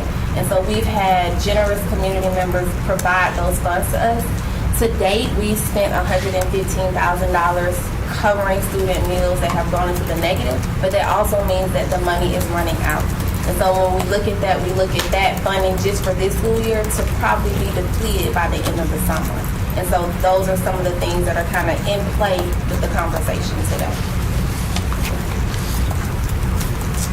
So just want to go over the next two slides. We're going to talk about some historical data that's related to this, performance indicators from industry standards, and discuss what's feasible for Wake County Public Schools. So the first thing is the trial balance and the FC1A. And so when we talk about this, I really am looking at the net cash reserve, which when you think about school nutrition, it's really our emergency fund. The federal government doesn't allow us to have more than 3 months of emergency funds, but right now we have almost $9 million. But if you look at the next line below that, the $7,800,000, that's what it takes to operate our program on a monthly basis, I'm sorry. And so when you say that, that means I only have 1 month of emergency fund, and then that balance, if we were to have an issue like a COVID again, right, I could go on for 1 month and then I would need help. And so that's just an overview picture of like where we stand right now. That also ties into the recent decision for us no longer paying indirect costs, because if we're under 2 months of our emergency fund or our fund balance, then we have to pull back us giving the district that additional revenue to you all for the $3 million in the indirect costs that we normally would provide. So wages and benefits. Earlier I mentioned about labor costs have increased. So since fiscal year 22 till now, we've given our staff, generous raises, which they needed because the cost of living has increased. We all know this. But in order to do that, the cost to cover our staff, benefits and wages have really increased. If you were just looking at a manager, because I wasn't able to pull everybody yet, but if I just look at a manager from fiscal year 21 to a manager for fiscal year 26 expected, we went from it costing just for benefits for us to pay $13,000, little $13,000 a manager, to now it costs me $19,000 to provide benefits for a manager. And so when you look at that and the fact that the hourly wage minimum went from $15 an hour to $17, you can see where that may have impacted the school nutrition program. And just reminding you that, remember that the school district does not pay labor for school nutrition. We actually have to earn the revenue to cover those costs. I also wanted to point out some key industry standards that we try to use to make decisions within our department. The data on the far side, because I know it's behind me too, that is from the Council of Great City Schools, and that's basically where they take several school districts, different sizes, where they provide data of like what everybody else is doing that's similar to me, right? They're small and large districts. So food costs per plate, in Wake County, we're running $1.45 to $1.89 a plate, and that will range because like grade level might be different. Like a lower level kid might not get the same type of plate. In high school, we actually have to offer larger portion sizes, so that might be something that impacts that. On the industry side, that's running $1.97 to $2.60. Meals per labor hour is how we decide our staffing. So everything we do related to labor is driven by how many students we actually serve. So we actually pull each individual school. We say, okay, are you feeding 200 kids? What does that look like? We want to be meals per labor hour in a certain range, and we do a calculation and we figure out how many people it takes to get the product out. Everything from how many cashiers we need, how many people we need to back up the food, and even right now, if we have the satellite programs, how many people I need to drive to drop the food off, how does that relate? We're running 17.4 meals per labor hour. Our goal in Wake County is to run between 16 and 18. The industry standard is 16.8. I run 21 before, which is higher, which means that it kind of, from my experience, it made my staff feel overwhelmed and overworked. And then I've seen it run at 10, and that made us lose money. So that 16 to 18 is kind of like that sweet spot that I found that allows us to function and the staff be able to survive the workload that will be in front of them. Breakfast, ADP. So ADP is the average daily meal participation, and that is on average how many kids are we feeding. That is our district number. It will vary by school. If you were in a school like we were at Barwell last week, that's a high participation school, so it's different there. But you might have another school. But if you look at everybody on average, breakfast ADP is 13% and lunch is 34%. The industry standard for breakfast is 25 to 43 and lunch 49 to 59. And so we definitely have room for growth there, but these are just the numbers that help us make decisions moving forward. So meal pricing historically in Wake County, if you look at fiscal year 23 and go to where we are now, we've increased meal prices about $2, give or take, depending on grade level. The elementary plate is a little bit less in price, like we mentioned before, but that's the range. Just kind of showing you how we progress over the years. I also want to mention that Healthy Hunger Free Kids Act, which changed the regulation for school nutrition, has asked school districts across the nation to actually have the goal of raising your price to meet the reimbursement rate. It's actually part of the expectation. It's just that they gave everybody time to get there. And so how they've done that is they've said every year you can raise the price a little bit to get a little bit closer to closing the gap. Different districts do it different ways. Some things that have been given us are waivers. So if you are in the positive financially, typically by the end of December, you sometimes can waive that price increase, which is why you see some districts not getting there faster. But it's definitely something we've been charged to take care of. Meal price comparison. So when you look at different counties within North Carolina, these are some of the ones that we pulled.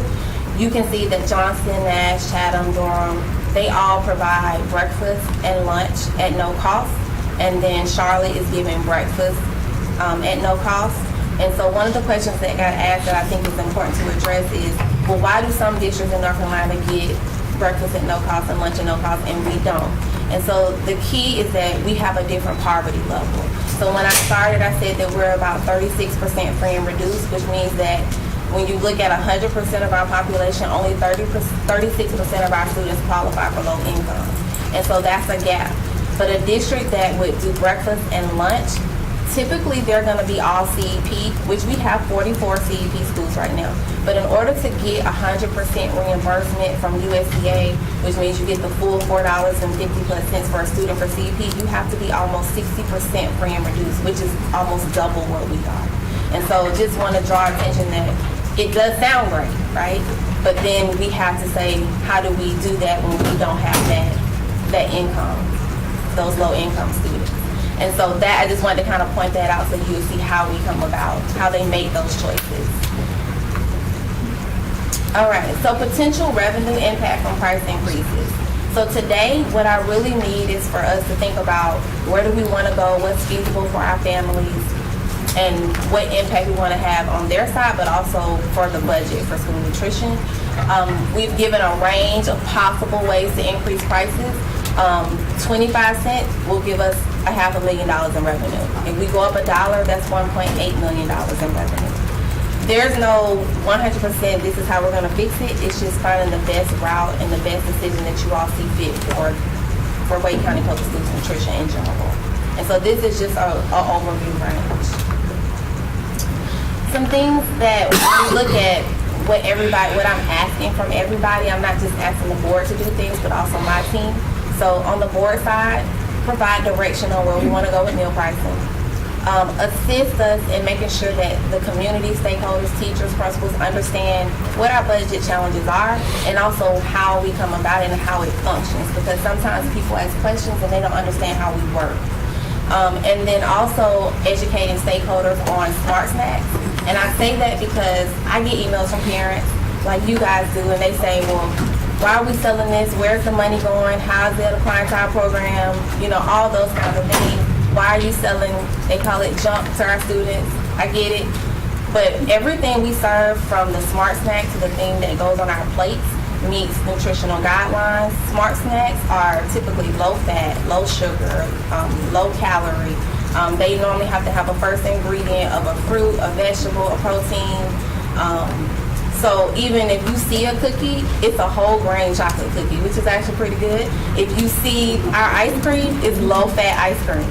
So it is not the same thing that you can get at a Walmart or, you know, it's Food Lion. I'm from Atlanta, I was supposed to say Kroger. But you get my point. So what you see, what you think is not healthy is a different version. We don't sell the same thing. Even a chip for school nutrition is a baked chip. It is not the same. So just want to put that in perspective and make sure that people understand that. But it is definitely a positive source of revenue for school nutrition. This year alone, we've made almost $8 million in smart snacks. And so in that, and extra sales is not just smart snacks, so it's also, did they get an extra slice of pizza? Did they get an extra PB&J? Like those kind of things. So it is definitely a source of revenue for us that is meaningful. For the central office, for me, training is very important, and because I feel like as we train our staff and pour into them, that will play into what ends up on the plate. Because now I'm teaching my staff how to provide a better quality, whether it's taste, presentation, more appealing to the student, creating innovative menu ideas, and so challenging my team to like think outside of the box and say, okay, you know, how do we improve participation? I want to see something different. Improving the value perception. You know, one of the things that people don't realize is that majority of my team has true culinary background, went to culinary school, all the things, and so it's not just a random person planning our menus, it's somebody who really believes and loves food. Monitoring of food costs and inventory, and teaching and training my managers and team how to monitor inventory, because inventory on shelves are dollars. And then also training our staff on how do we look for other kids that we can qualify. Are there kids that we haven't identified that we need to identify as free and reduced, because that's a tool that we have at our disposal. And then at the school level, taking that training and that information from central office and seeing it in action, maintaining, monitoring inventory, making sure they know how to put the recipe on the plate in a way where students want to pick it up, And then also ensuring that we have our labor in check. You know, everything from monitoring overtime, and when we plan meals for labor hours, we've looked at how long does it take to produce a recipe, how many people does it take, and then how do we make sure that people are working with those guidelines so that we don't lose dollars in ways like paying time and a half. The impact of our current situation is a depleted fund balance, like our emergency fund, like we discussed, perception, and making sure that we see value in what we put on the plate for our students. And then the potential negative impact for the district, because in many ways, whether it's a negative charge balance or if we aren't able to sustain ourselves, then we impact the district budget in a negative way, where they have to basically cover our backs. So solutions, as I mentioned before, we are technically a baby business in a school district. And so when you run a business, it's about increasing revenue and decreasing expenses. And so increasing revenue for us is meal participation, getting more kids to eat, increasing efforts to extend free and reduced eligibility, adjusting meal prices if you all see fit, and increasing our sales and revenue options, and Smart Sense is one of those ways that we're planning to do that. One thing that we're looking at for that is in our high schools, we are going to pilot some credit card, debit card machines, because I have a 17-year-old. She walks around with her debit card on her cell phone. It scares me to death, but that's how she operates. And she pays for everything with that. She does not even know what cash. I sent her to the bank and she was like, well, what do I do? I was like, oh my God, I have dropped the ball. So decreased expenses, food costs, changes are being made to streamline our entrees. We have a warehouse, but trying to see how much can we actually bring directly into our warehouse to kind of cut that case cost to see if we can bring in more directly to us. And then also monitoring our inventory and efficiency in ways, training our staff on how to make sure that we are saving dollars in places where we really need to be saving them. So support opportunities. So like I said, educating our parents, our school administrators, and other stakeholders on Smart Snack nutritional guidelines so they don't think it's junk. Explaining the overall CNS budget and how it impacts the district. Advocating for our legislative representatives to maintain and increase state funding. I did want to mention, like, we have some SNAP guidelines that have been challenged, and that it will change eligibility for our students. And if that happens, it will decrease how many students in our district actually qualify for free and reduced. So talking to our stakeholders about, making a phone call to your representative and explaining to them how this will impact you, because that's the only way that they'll hear us. And then deciding on a financial sustainability plan moving forward based off the decisions that we made for the district as a whole. Any questions? Yes. All right, we do have several. Thank you so much for the presentation. It was good, but not so good. You don't got questions. Oh, I got you. We got a few more coming around. I'll start with Mr. Swanson and then come around. Okay. Thank you, Chair Haggerty. And thank you, Ms. Lawrence, for the presentation. I know that a lot of this predates you, and this is nothing new. I know that it reminded us of a conversation last year when several of us had the opportunity to sit down with Director Long, who was the former USDA in the previous administration, to talk about our concerns and what we could do to close these gaps. And so one thing that I just want to make sure that the public is aware and that they know is that with an enterprise, we can't be in the red. And if we are in the red, we lose, to the point that you made, some of those benefits that we operate from. And I would be remiss if I didn't echo something Ms. Johnson-Hostler, now Representative Johnson-Hostler, said when we talked about ensuring that folks who are eligible for certain benefits, how do we remove those barriers to ensure that folks are able to complete the necessary paperwork without the stigmas being associated with it. So therefore, we are not losing, potential revenue, and we don't have to increase the prices of lunch. But I also do know, and Chair Haggerty reminded me of this a couple of weeks ago, that whenever we do increase our compensation for CNS staff, which we should, we have to then increase the price of lunch to go along with that. And so we know that the Angel Fund came out of some votes that we took that none of us really wanted to take, but grateful to see that the community has taken that up. And so is there a way, those were all my statements. So my question is, how can we publicize the Angel Fund even more to let the community know that, you know, by the end of this year, the funds may be depleted? And also grateful for the folks that have, you know, stepped up and donated to ensure that no child is left behind and goes without food. So, Ms. Luton, she stepped out for a moment, but we have been talking about doing some community outreach to kind of draw attention to that we need more donations to the Angel Fund. We're also trying to research what kind of fundraisers we're able to do. And then we have some donors right now who we meet with that provide support, that are willing to provide a little bit more support than they have been in the past. And so we're trying to reach out to resources that can support us in that way. And I do know that, you know, with the economy where it is now, increasing lunch prices may impact families. And so having this Angel Fund and understanding that if a kid has a negative balance, they will not be able to, they will still be able to have food is going to be key. So I'll reserve I had some other statements, but I'll reserve those. But yes. Hey, I just want to add that we do regularly add Angel Fund information to our parent newsletter. And also, we have a brand new partnership newsletter that we're going to start sending out, and that's going to be a part of that too, that will reach all of our community partners. And what about social media? I know that's where a lot of folks are, and if there's graphics that we could push on social media. Yeah, we can post on our Facebook page too. We post all of our community messages on Facebook too. And we usually, once I do CNS outreach posts, I usually also tag the CNS Facebook page. They also have their own Facebook page, and they regularly update it as well. Thank you. Yeah. And thank you. Thank you, Vice Chair Swanson. Ms. Rice, then Ms. Mahaffey. Yes, thank you. Great presentation. My question is echoing Vice Chair, but I'm asking, how can we survey families to determine who is really purchasing lunch?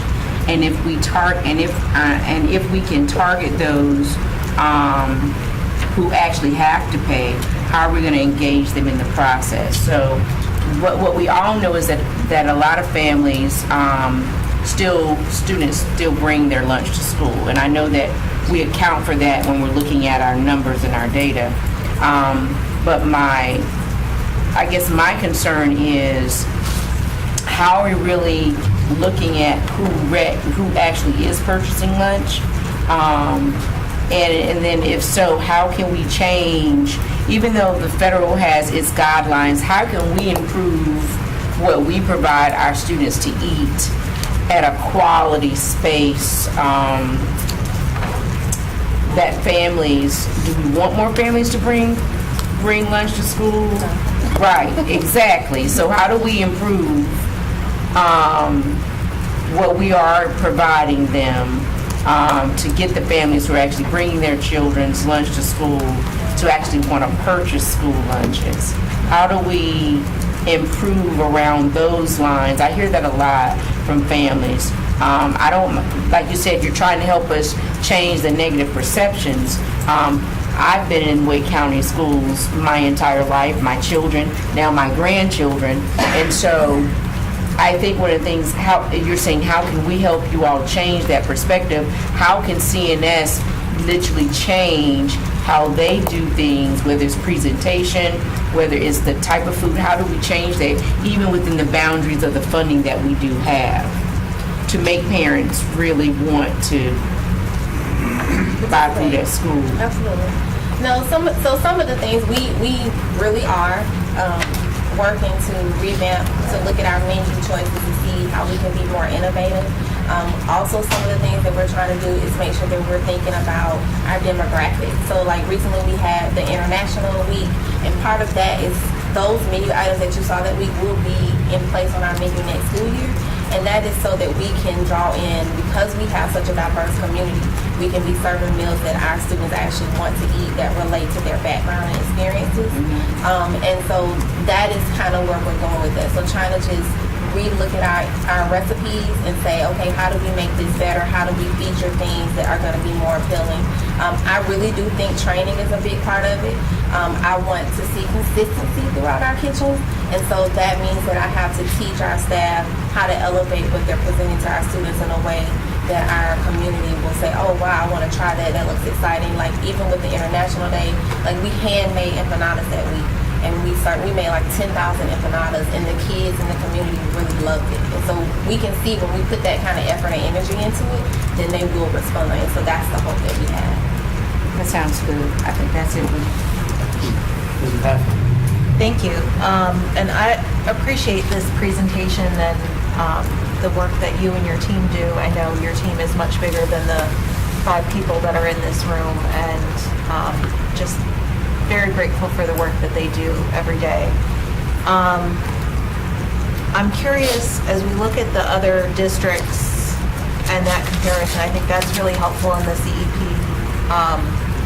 explanation on why we aren't able to do a full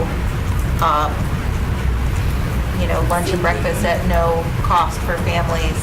Are we seeing different hourly wages through those other communities? And if you don't know yet, I don't know we can find out at another we time. will pull the data for you, and I can get that before the next board meeting. But as far as I know, we do pay higher than the majority of our. Okay, and then I appreciate your pathways and your opportunities and asking for how we can support you. And so each of us has what's called a board advisory council, which is an administrator and a parent representative from every school in our district. And so I would like to invite you to do a presentation next year on school meals so that we can get that message out to our communities. Oh, absolutely. That would be great. Come back around, Ms. Caulfield. Yes, thank you very much for all this information. I know we had spoken before, and I think it would be helpful for the public to understand the numbers if we were able to get the numbers that would reflect back not only the vendors, but per student and what we had to pay for everything, like what we're doing now, what we had to do 5 years ago and 10 years, so they could see the progression of how much the costs have increased for us and where we stand. Because we get these numbers right now, but it might not mean as much to people unless they see the comparison. How they grow. Yeah. And then the other thing I wanted to ask, and thank you, Mr. Tyson, for bringing that up, because I could hear Monica speaking about, the taxpayers and making those comments. The angel funds, when we spoke about it last year, like Mr. Swanson said, it increased a lot. What can we do in other aspects outside the angel funds? Like, I know Wegmans, for example, if you're an employee who produces scholarships, there's like grants and stuff like that. What could we do outside of just advertising on Facebook where those partners may not see it, that we can actually seek them? Well, one of the things that we're going to actually start doing is doing some more outreach related to our program in general. And so just building relationships and going out and making connections with community members. And then one of our donors right now, she actually does go out and try to build relationships to get more donors for us related to Angel Fund. So she's kind of doing that work for us because she's really passionate about supporting us, and in particular the Angel Fund, because she wants to make sure there's no kid that comes to school and can't eat and actually have the negative debt. So we're already working in that way. I was just wondering if we had any like bigger entities that would be able to sponsor us, so to speak. Is that something that we would be able to accept? Technically we could. It's just about having the relationship and the connections, to get in front of the people who make those decisions. And so I would say if our community members know someone and then they reach out to us, then we can go from there, absolutely. Okay, and then my last little point is, I appreciate that you mentioned the healthier versions of the smart snacks. I know, just myself included, some of the parents do actually question if their kid is eating the ice cream. I've spent many a time sitting at the lunch table with my kids and they're eating the ice cream over their green beans for sure. So I appreciate you pointing that out. And I did have a question. Do we still serve soda and soft drinks as part of those vending machine options? So if I understand, because there's a company that does the vending machine, so I think in the high school typically they can have the diet sodas. But I think next year we're not going to have vending machines in the high schools because we are the Pepsi. Oh, not the, because we have snack vending machines. Oh yes. Oh, we have a Pepsi contract. I do not control that. And we can talk more about that at another meeting, too. There's a history there. We're not gonna There's a do that. history there. Thank you. All right. What we're going to do, we're going around in order. Ms. Gordon deferred, but now wants to come back. Sorry. So we're going to jump back. But this is not a second chance. This is your first bite at the apple. Yes, okay. First of all, thank you for this great presentation. I can say, sitting on the board as a parent with students in the district, this makes sense to me.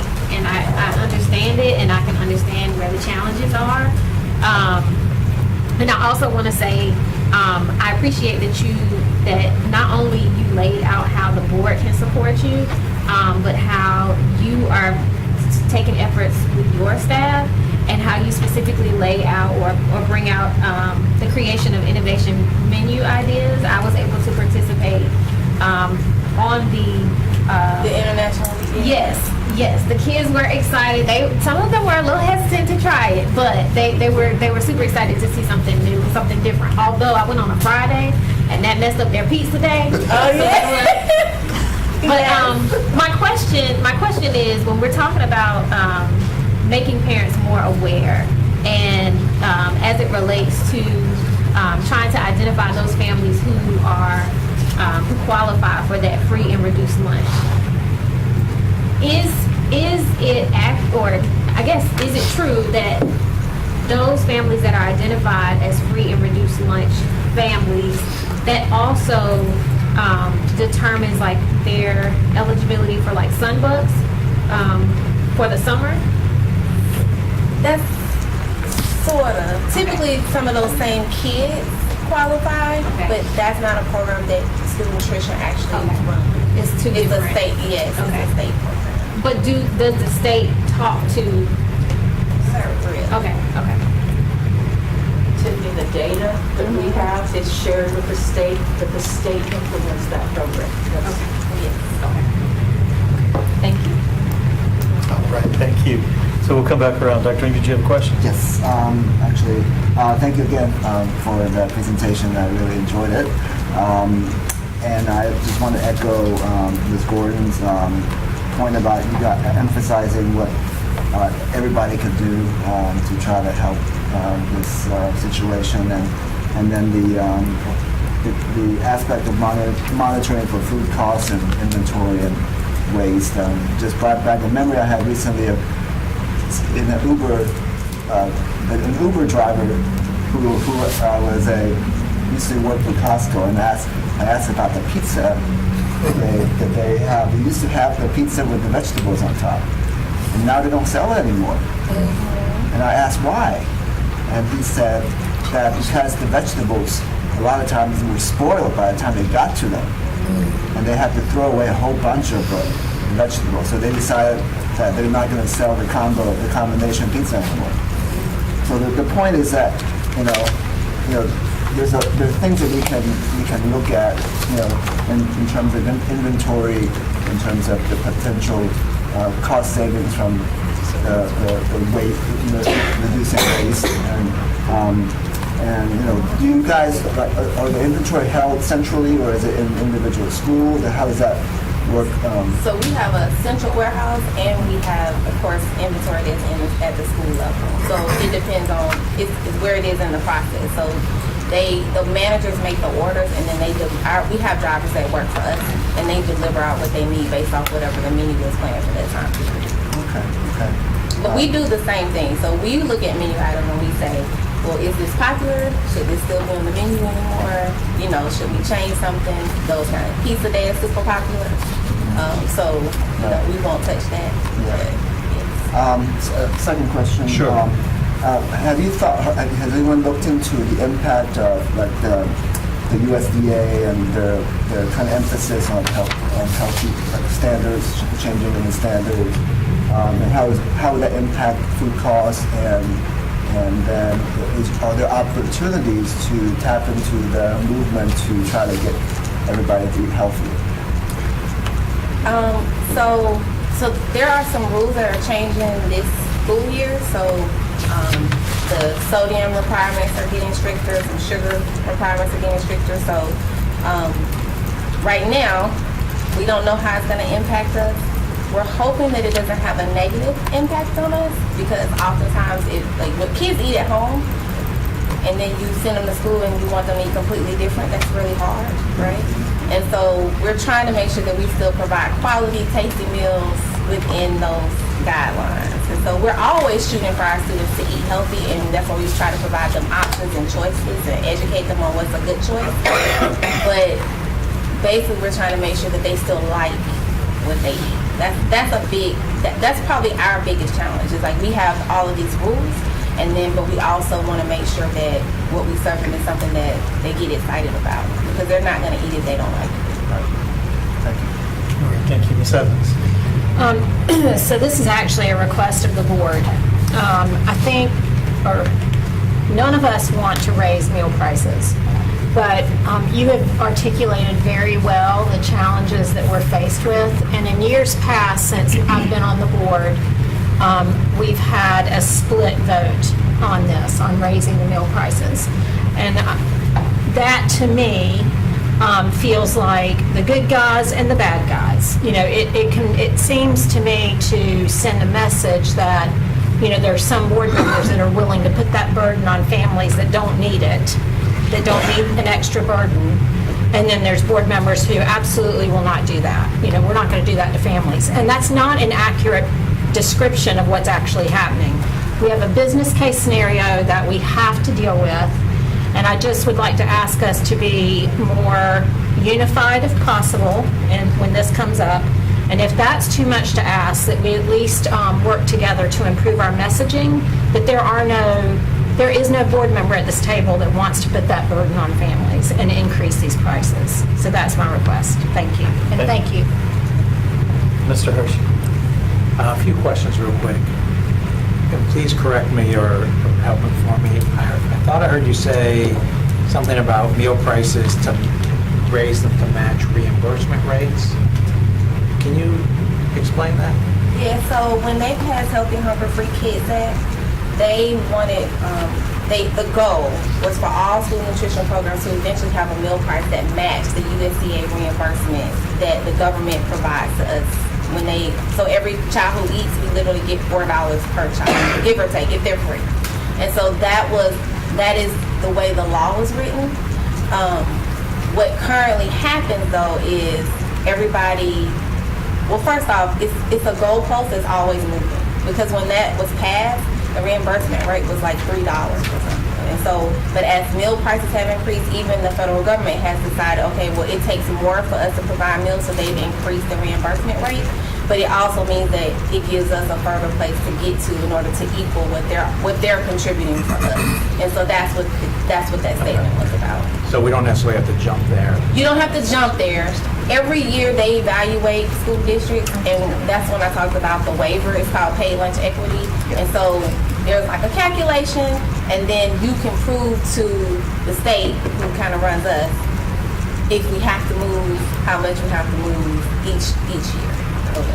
So this might be a bit of an unfair question for you, so maybe Mr. Strickland or Dr. Taylor is in on this, but a few of us came in at the same time. I don't know how long Chair Haggerty has had to raise rates, or how many times Ms. Maffey has had to raise rates, but some of us, 5 of us, have been here for 3 years, and in 3 years, every year we raise. Do we have any kind of long-term planning? So I know what's coming next year or 2 years from now, or potentially over the next 5 years, because I feel like we're having the same conversation every year. And I would love, if it's possible, a plan. Yeah, and I know that this is what the board has had to deal with in terms of raising prices and what that does for families. And so you want to try your best not to put that on families. But we also recognize that the longer you delay in raising prices, the bigger that amount is going to be when you actually have to do it. So what we talked about, Mark and I, is about making sure that we can level set on what we see as reasonable increases to make sure there's not the sticker shock, that we can keep up with the changes in prices, because as you clearly heard, it's an enterprise program. We have to make a conscious decision about keeping up with market price and affordability to make this program functional. And so we don't want to be in a position where we don't raise prices and then come to you in 3 or 4 or 5 years and there's this big increase. It is about knowing that prices are changing constantly. We see that in the market. We don't know what all this tariff stuff is going to do. That's still unpredictable. But we want to be in a position where we can have the board reasonably expect what an annual step increase would be, and not having all of these other things that come up unexpected and put board members in different positions about where they are on it. The last part that I will add, and I think you all understand, is that ultimately what we have to decide as a district is that if the program is not going to function in the black at the level that it needs to be, then we have to say as a district that we're willing to pay whatever that cost is going to be, because that is the obligation that we have when we have a school nutrition program, that if they operate in the red, we're on the hook either way. And so it is about how do we make sure that doesn't happen so it falls back on the district unexpectedly. But I appreciate that question. That's what Mark and I have talked about. And Mark, I will allow you to add any comments if you would like. So I echo what Dr. Taylor shared. Today was about sharing information with you all about the status of the program, bringing you the problem statement of where we are and what's going on. It is worthwhile to note that we do pay well here in Wayne County. You all have done an excellent job in raising salaries, particularly of our hourly staff, of which most child nutrition staff are. And so there's good in that, but there's also challenges in that with the enterprise fund. And as I talked with Chair Haggerty, this was a problem statement, an information item today, and we'd like to bring it back to you all June 24th as an agenda item. Tiffany's reaching out to each of the board members to glean information from you all, and we would bring this back on the 24th for either some further discussion or action or not, but we would bring this back to you all on the 24th. Thank you. Did you? Oh, I thought he had another question. Well, we were negotiating. You'll notice I can wait. What we do have is, we know we could take a whole work session and talk to you about this in detail. I did want to announce a couple things. Mark had announced one, that we will be bringing this back, but we also need to bring it back for action. So I know there's a couple questions before we finish that we need to ask, but I want to present this to you, that we have like an immediate need that we need to look at going into this school year. But we also know, and we've talked about this long-term sustainability of the program. And so we're going to need some real in-depth conversation about it. So for that in-depth conversation, we're going to have some budget committee discussion about that. And so we'd ask you to come back and really, we can ask some questions to really get into some things like, if we have this declining meal sales, why is that, and where is that going? If we've talked about some of the revenue options, like the sale of snacks and catering, every year we sort of explore things like, could we do more with sales to PTAs or athletic boosters or more school-connected funds to really boost stuff there? Someone had even mentioned, even with our school culinary programs, is there any kind of, at our high schools, is there any sort of synergy we could get somehow?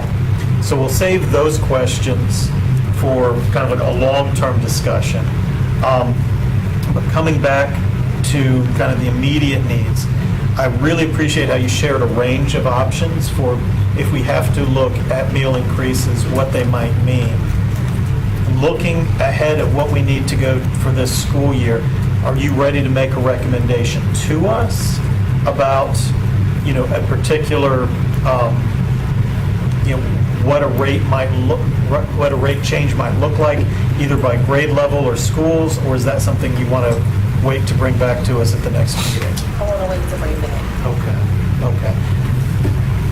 So we can get some input from board members, and board members, if you need to know before then, maybe let's talk to Tiffany now, and then sort of get some ideas, and we can provide some initial feedback too. Does that sound like a plan? Okay. All right. Any final thoughts? This has been a very good discussion. I don't want to have more on this, but we also have an important item coming up too for action tonight as well. Ms. Rice? Yeah, the only thing that I would just like to add is that when they come back on the 24th, that you, it's the twofold, a dollar amount you would like for it to suggest for us to increase, as well as the thoughts around the families that do receive free and reduced lunch. What does your process look like, or your thoughts around how you're going to engage different than what we've done in the past?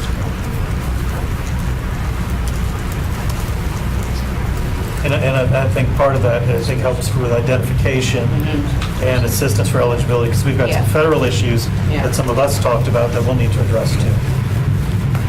Okay? All right. So for your first presentation, thank you. We hope you'll come back.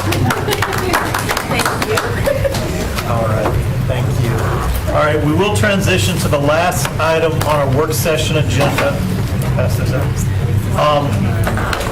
This is Board Policy 4318, Student Use of Wireless Communications. Now, we have some additional information for you. We talked about some survey results. Dr. Robinson has broken these down for us. Vice Chair Swanson will get these passed out to everyone. A lot of people. I can go behind. Okay, three principles. Something about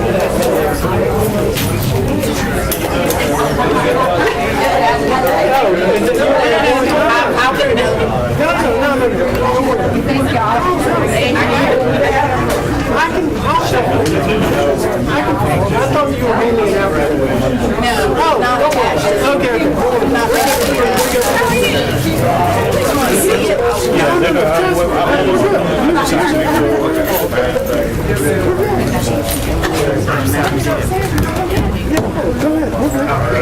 It took me a second to place you because I haven't seen you in so long. I'm like, I know her. Oh, yeah. I'm going to go hang out with your best friend. All right. You guys can come on over to the seat. Have a seat. We need to pull in the chair. Here, somebody.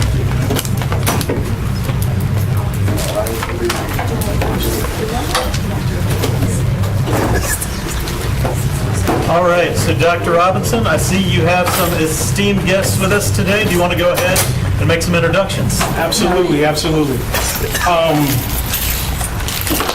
So today we have some esteemed guests who are going to be able to join us to be able to share their insight and their perspective of policies that they have within their building. As we wanted to talk about our primary focus today during this work session is to review proposed edits to the current draft and come to an alignment around two key areas.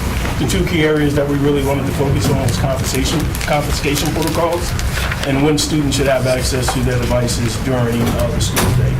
Over the past couple of weeks, we additionally reached out to teachers to ask additional questions with regards to what it is that they would like to see. We also reviewed existing policies that all schools have, and we pulled those in and looked at as well. And then we seek the additional guidance from Tharrington and Smith with regards to the focus and direction of the board. So to ground us in our conversation and the realities of school implementation, I've asked these three principals to join us so that they will be able to share their insights and their perspectives on what that impact looks like in schools. And so we have the principal of the year, none other than the one and only, Shawana Jacobs, who's joining us. We have Dr. Savage from middle school, and then we have Vicki Woods from elementary school as well. And so after they do their presentation, I'm going to ask Brad to share a little bit of information with regards to the data that was collected and just give you the perspective of what it looks like and what he was able to glean from it so that we can be grounded in that work as well. And then we're going to turn it over to Dr. Crane, and Dr. Crane then was going to review all the edits, and we want to make sure that we look at this draft proposal in preparation for board approval this afternoon. And so at this time, I will ask Ms. Jacobs to please share her cell phone policy and what it's like within her building, and it's all yours. The main topics were confiscation. Confiscation and then access, when the students have access. Okay, I just want to make sure I get that. Okay.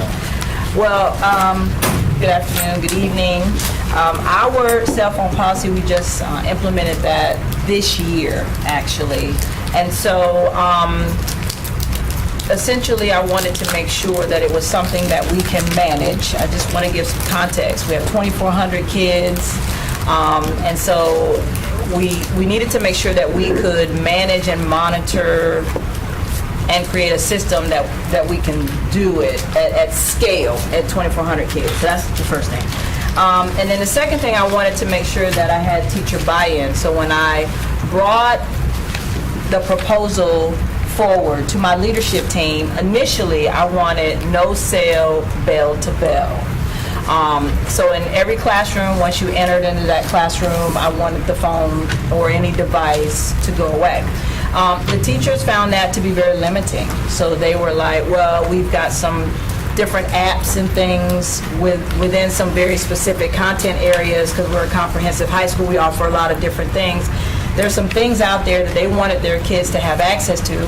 And they also mentioned that during like project time and things like that, kids like to listen to music. So they wanted to be able to give them that opportunity to do so.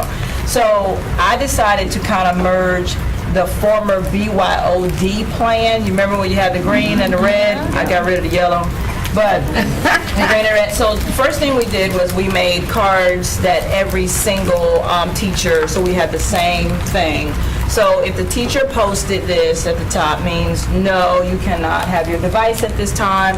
And my expectation is that when a teacher is providing direct instruction, that this card is up so the kids know. And I explained to them, biology and TikTok, those things don't necessarily go together. And they agreed.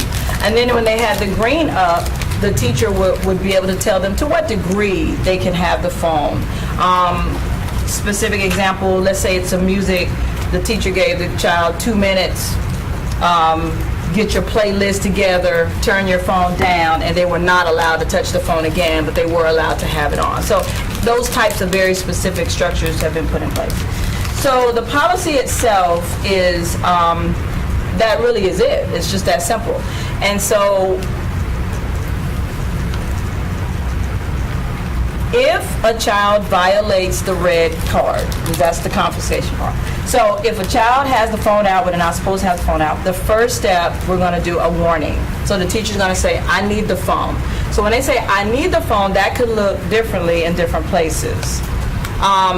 For some teachers, they have a file cabinet with the key in it. It goes in the file cabinet. For others, they had a plastic box. They put in a plastic box as long as the box could be secure. Because I was really clear with my teachers when I said, once you take it, you are then responsible for that phone. And if something happens, they're gonna hold you responsible. So the best system that we've come up with, because we're in high school, we do not do lockers. And so there's a book bag on a child every single day. Put it in your book bag and put the book bag either in the front of the room or in a specific place in the room. I've got a wonderful teacher who has shelves. She just bought some IKEA shelves, and so the kids know when they walk in, first 2 or 3 minutes, she has a really clean system.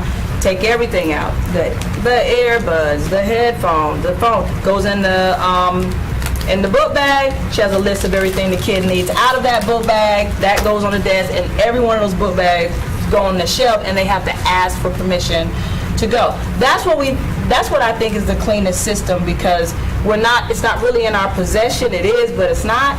But we can kind of watch if all the book bags are in a place. So that's that. So access, we're only managing the phones in the classroom.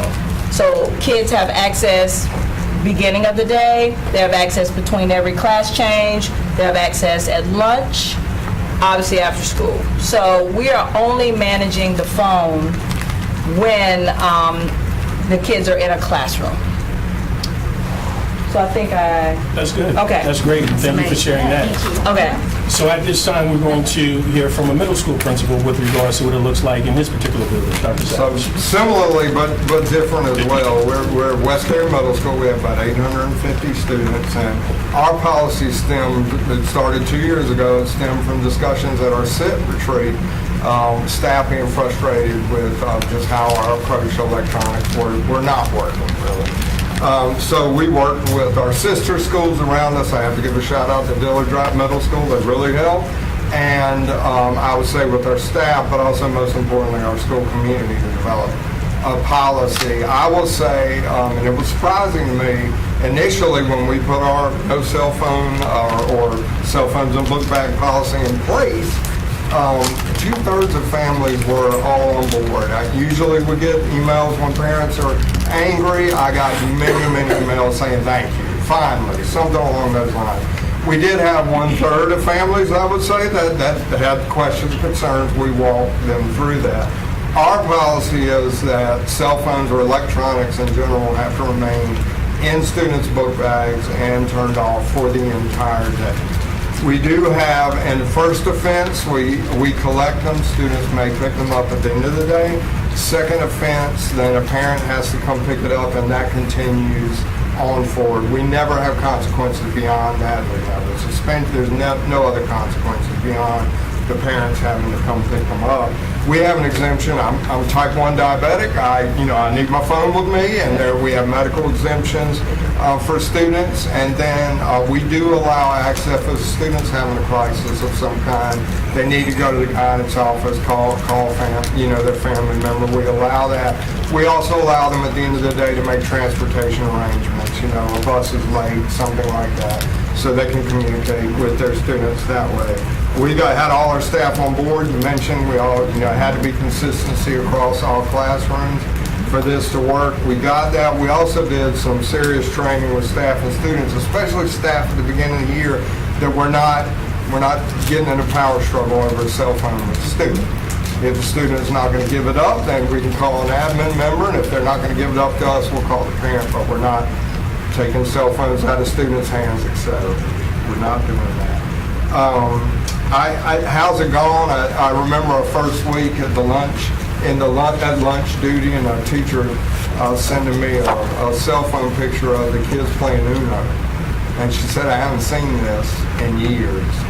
So we've definitely seen more social interactions. We've had some. It's certainly not perfect. We do have students sneaking into pockets, sneaking into the bathroom, but overall it's going really well. Surprisingly to me, it has been a selling point for teacher candidates. It is a frequent question I get as a principal saying, "What is your cell phone policy?" When I share, they're like, "Oh, this is what I've been looking for." So we have used it as a recruiting tool in some ways. It's been great. Thank you for sharing. And now we go to elementary school. Ms. Vicki Woods. All right, so I'm Vicki Wood. I am the proud principal at Vance Elementary. We have about 425 kiddos. Our policy was really simple. It was in the handbook. It just, in the beginning, had cell phone. We asked that it's usually typically 4th and 5th graders. K2, K3 don't typically have any type of cell phone devices. So we would ask them that they had to have it on airplane mode and in their book bag, or off and in their book bag. First offense, the teacher speaks to them, and typically they don't have it out. What happens is it dings or somebody calls them in the middle of class, so then we know that but if they have it out, the teacher will say, "I'll give this to you at the end of the day," and they'll take the phone and give it to them at the end of the day.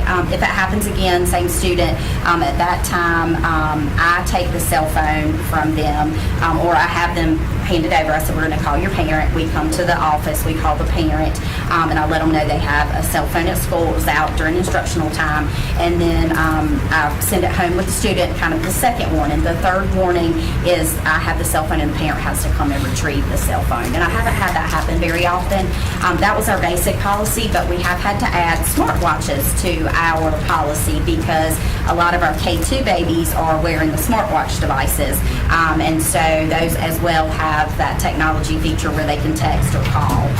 And we added that. We had a little baby that had gone to the bathroom, didn't feel good, and instead of going to the office, they called mom from their watch, and then the mom shows up and everybody in the office is completely clueless to what's going on. So we had to add that. So we said that has to be on airplane mode.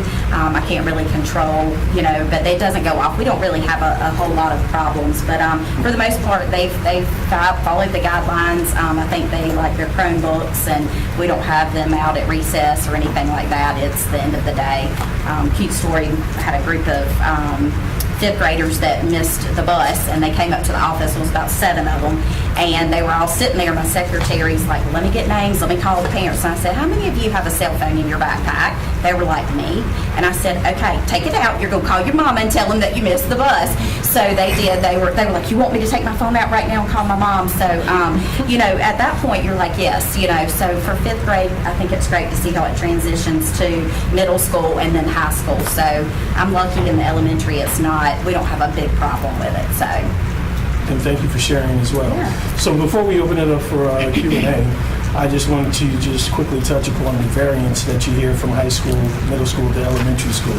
So at this time, I would love for Dr. McMillan just to go over the data and give you the perspective of what you have in your green packets. And so he will just do a brief narrative of that information that you have so we can continue to move forward with the conversation.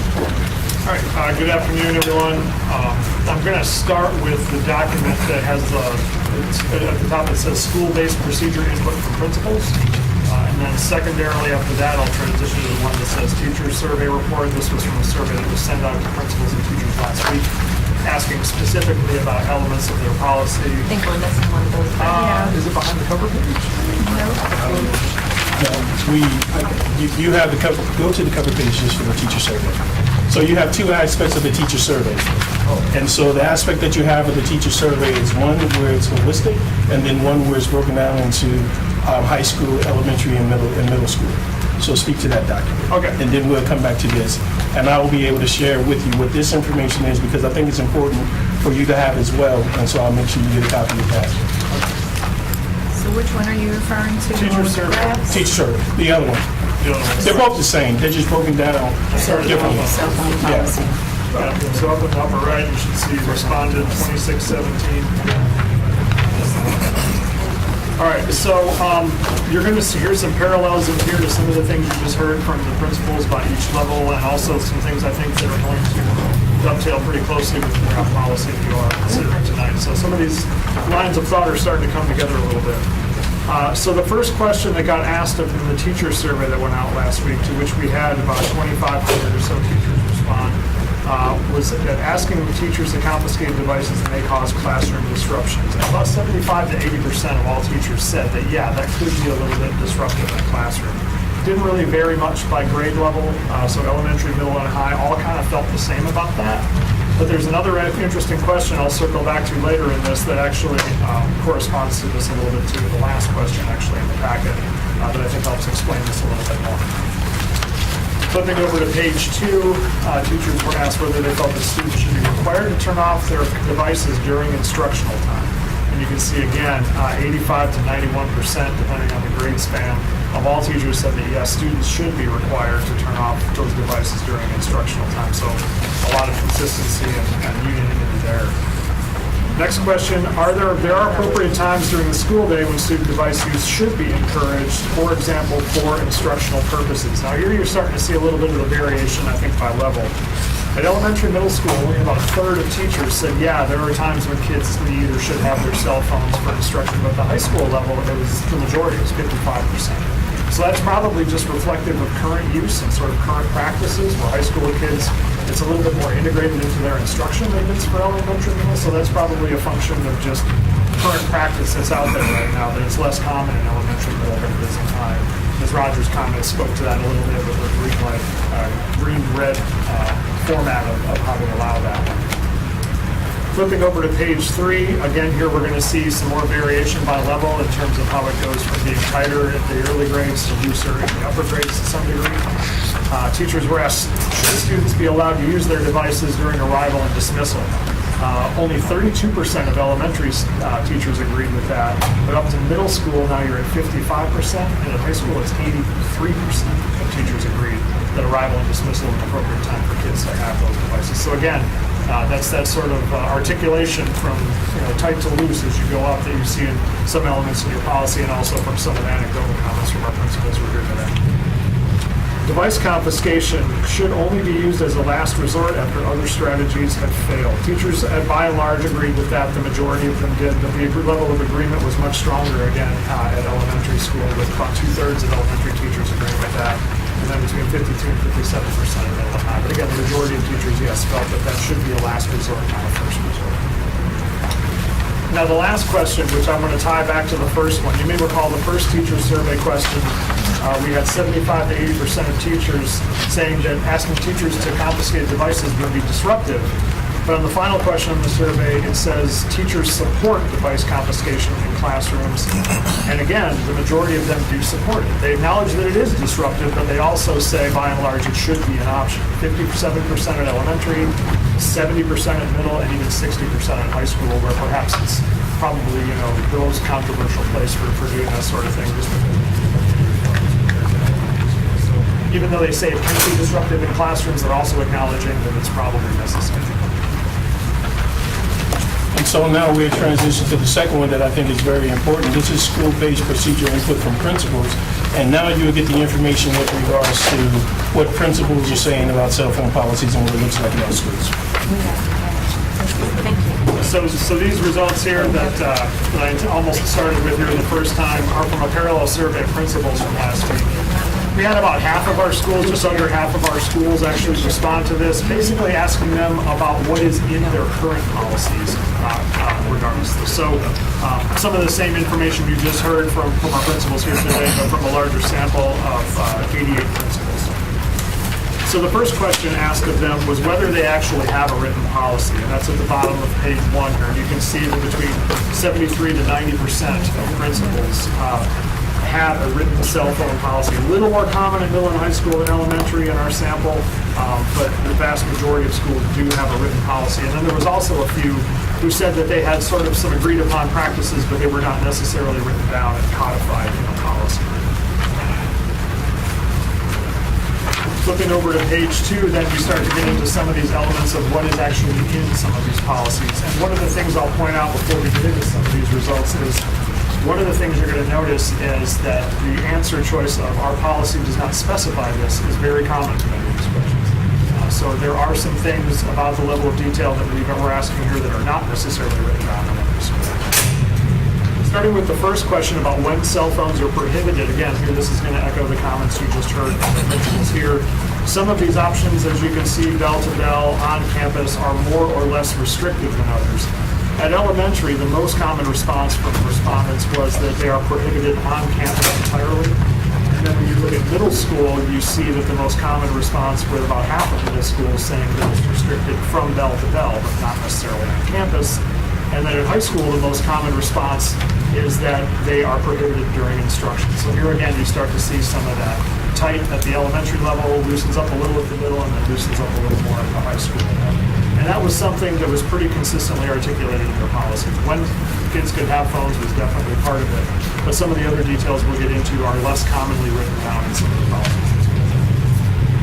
So the next question about how does the policy address the use of phones in terms of when they're off, do they need to be off, do they need to be in airplane mode?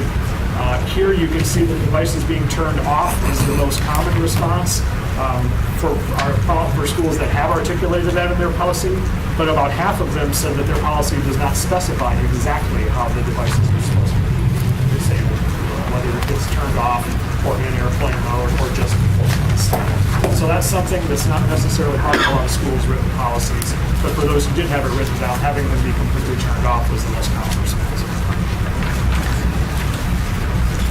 Flipping over to page 3, where cell phones are to be stored. Again, here you'll see a little bit of a reflection of differentiation among levels.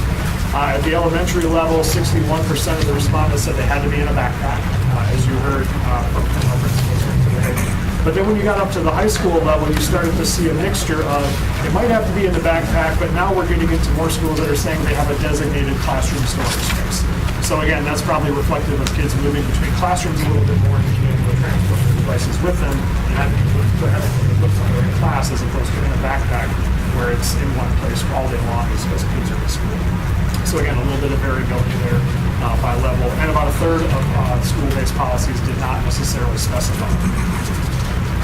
How confiscation is addressed, that's the next question here down at the bottom of page 3. And again, here we're going to see some variation by level. However, I'll point out right off the bat that about half of the schools said that their policy did not necessarily say how confiscation was addressed.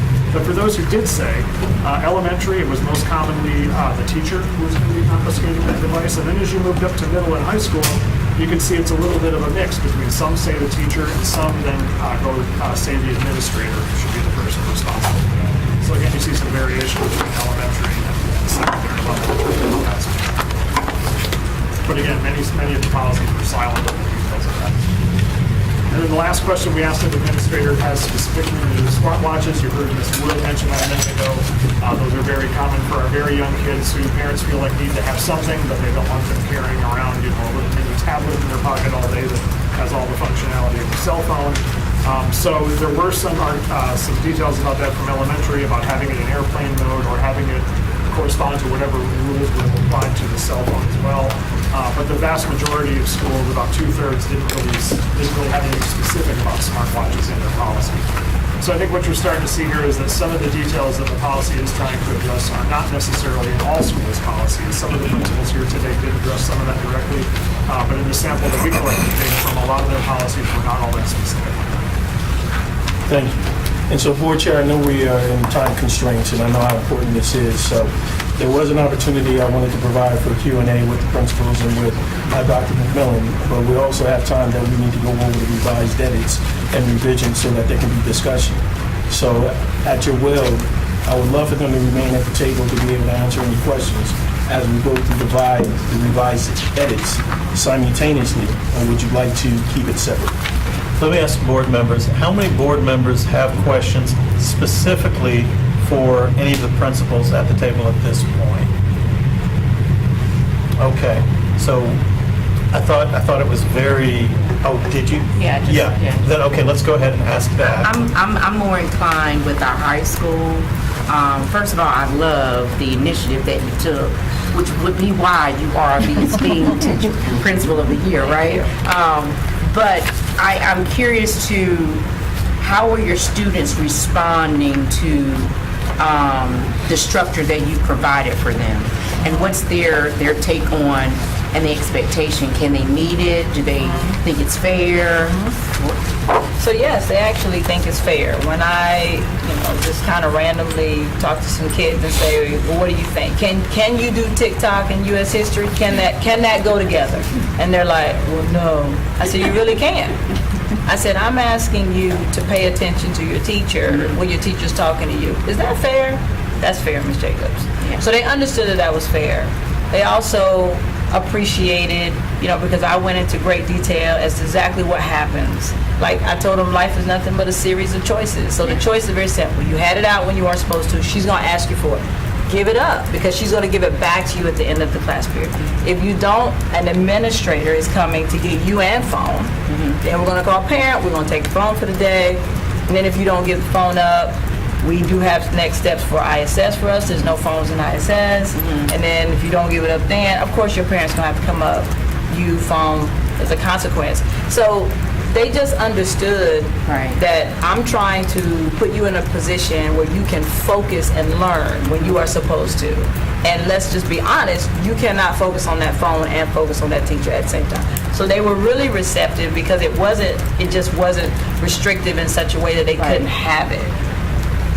And that's what I really wanted to hear, because I had a teenager, and so they'll comply when things make sense. Absolutely. But just to take something as a whole in this age, I just feel like you're going to have a lot more challenges than you are anything else versus putting boundaries. Right. Okay. We actually went so far as to say we're not interested in taking your phone, because we're not. We don't want to be responsible for your phone. So do the right thing and put your phone away, so that we don't have to don't even make this become an issue. Right. So we do have a hard limit. I know we have some other questions. No, you did good. What we're going to do, though, is we're going to have 5 more minutes, up to 5:20. We might go we might be delayed in starting our work session, because this is important work. And we want to make sure we're ready before we go. So I know Ms. Gordon, I know Ms. Mahaffey had some questions from the principals. I will cut us off at 5:20, and then we'll get the rest of the presentation. Okay. Okay. My question is directed to high school and middle. So this has been an interesting topic at my dinner table with my middle schooler and my high schooler, but also amongst my educator friends and parents. And one of the things that was really brought up with a lot of the educators around this topic was the when they had the cell phone policy in place from bell to bell, no cell phone, they saw a decrease in student conflicts. Is that something that you all can speak to, or have recognized that there has been a significant decrease in student altercations, student conflict? I don't have hard data to give you. Okay. Anecdotally, absolutely. Okay. We are chasing far fewer incidents on social media, conflict between kids, pictures taken of each other, circulated that other kids are angry about. And I think especially, middle and high is different. Our middle schoolers are still learning to socialize, be good human beings, and I think we have given them more of an opportunity to do that. So we definitely have seen a big difference. Yeah, I would say the same.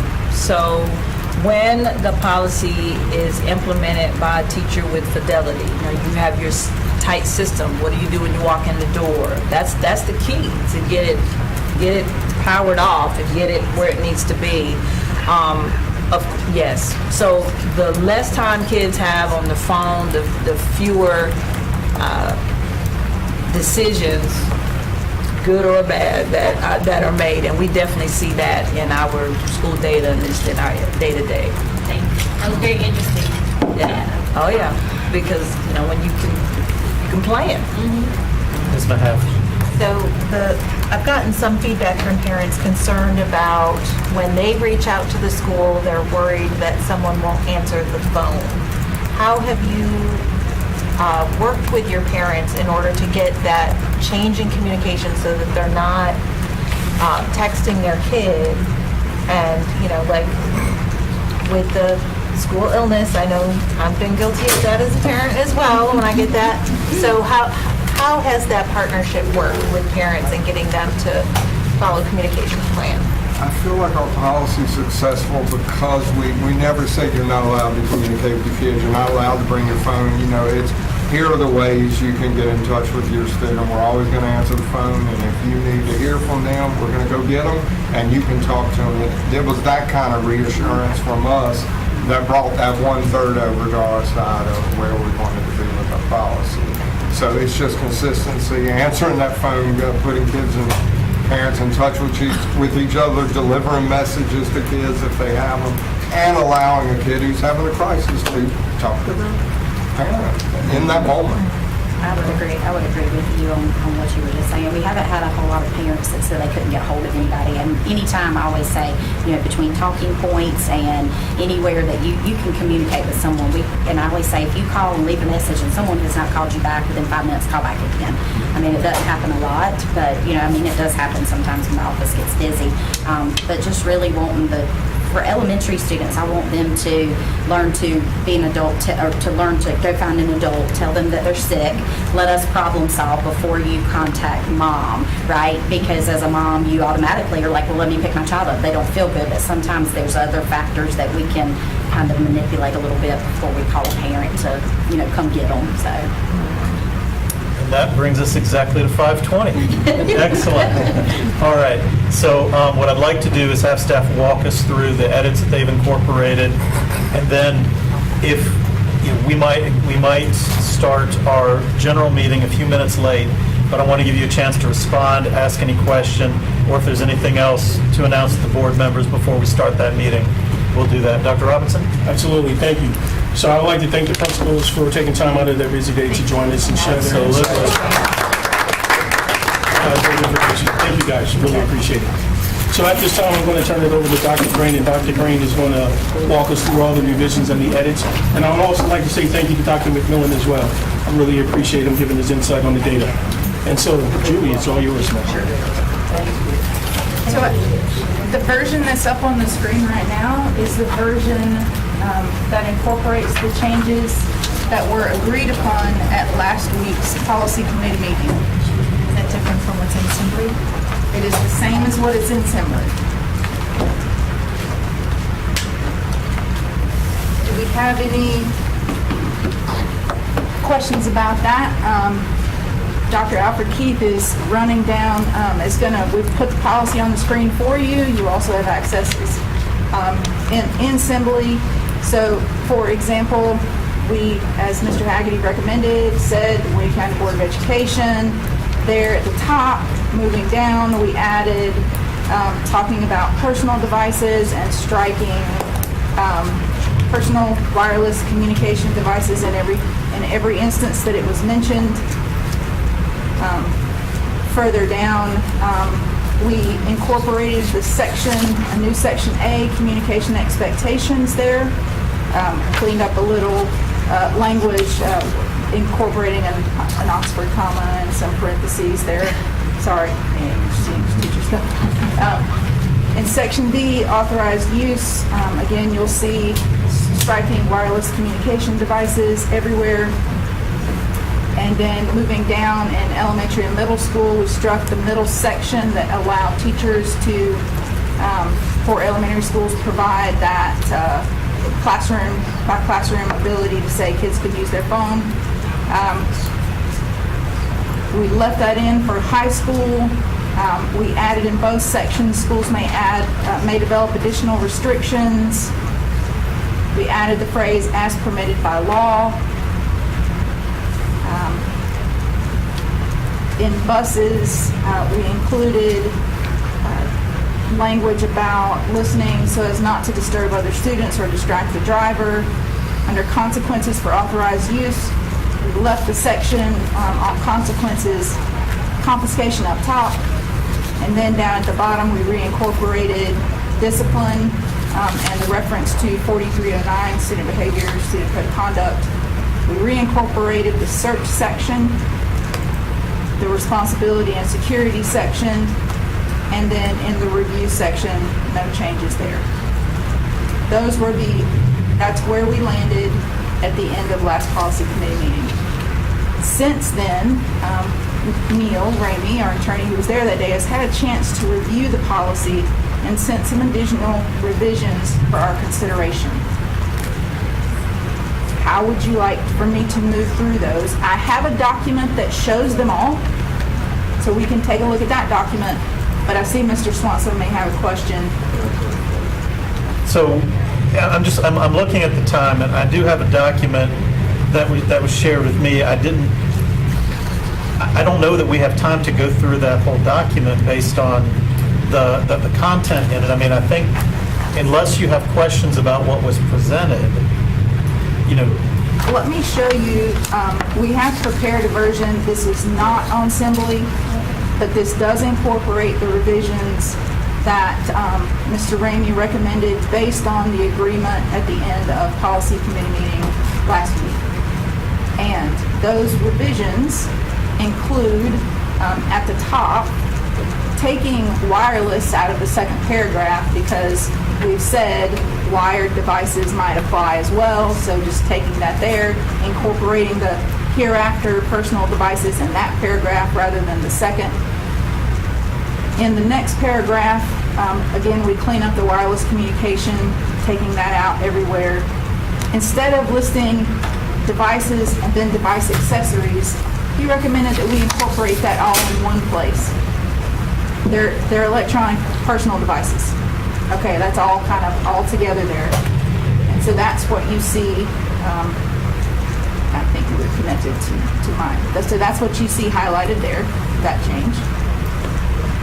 And then he recommended that we go ahead and hyperlink to a policy that does govern district-issued and managed devices, and that is policy 3225, technology responsible use. And we can strike the insert policy hyperlink there.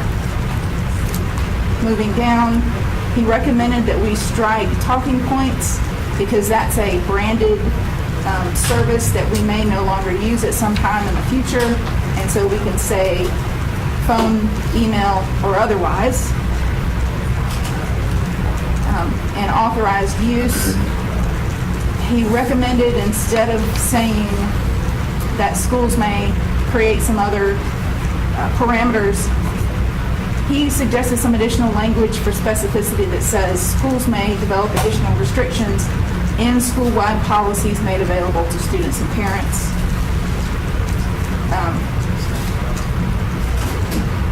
He recommended that we reinsert the language here for elementary schools, that a teacher, classroom teacher has the ability to say that kids can have a personal device displayed, used, or made visible, because that is consistent with all of the bills that are currently incorporated with both the state House and the Senate budgets.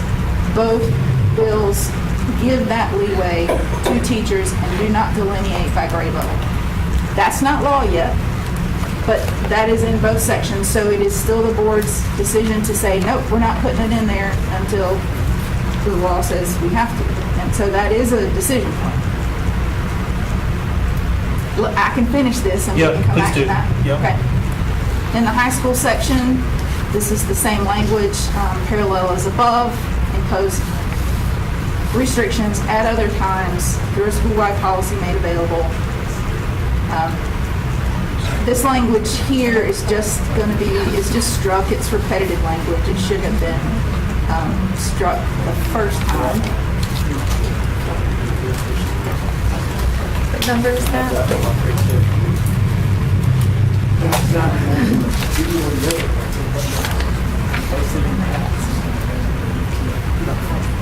We're in numbered item 2, high schools, and letter A.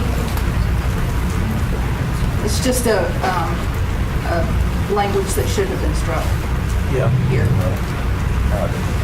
It's just a repeat. It's a typo. It's a typo, and he caught it.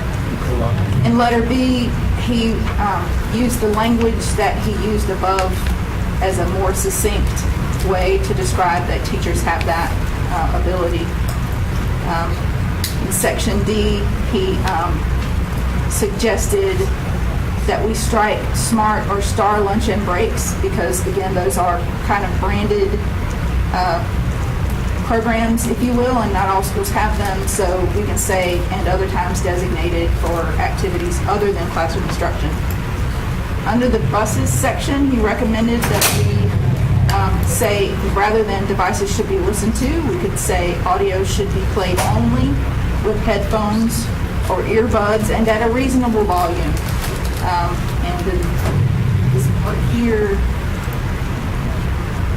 would be struck through, basically just moving that. Under consequences, he suggested that we add back in addition to imposing disciplinary consequences when authorized by the Code of Student Conduct, as the intro to that section. He did not recall the recommendation to strike that, and so his recommendation was to put it back in here, because it is in addition to those things.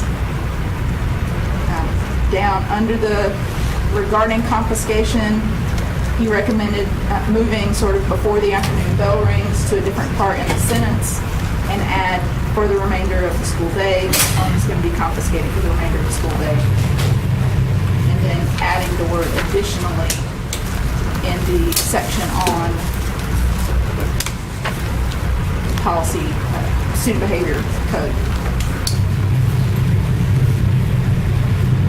The only other change he recommended was that we consider striking the review section because we're going to review it anyway as part of normal practice, and if should there be change in statute, we would review the change.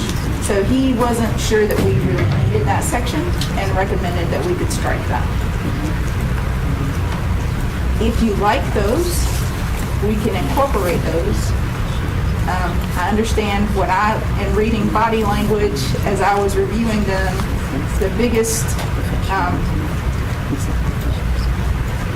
question was around whether or not you wanted to reinsert under elementary and middle school that a teacher could allow a student to display, use, or make visible for instructional purposes in the classroom. Section B here. All right, so thank you, Dr. Crane. Sure. Board members, you've seen Mr. Ramey's version of it.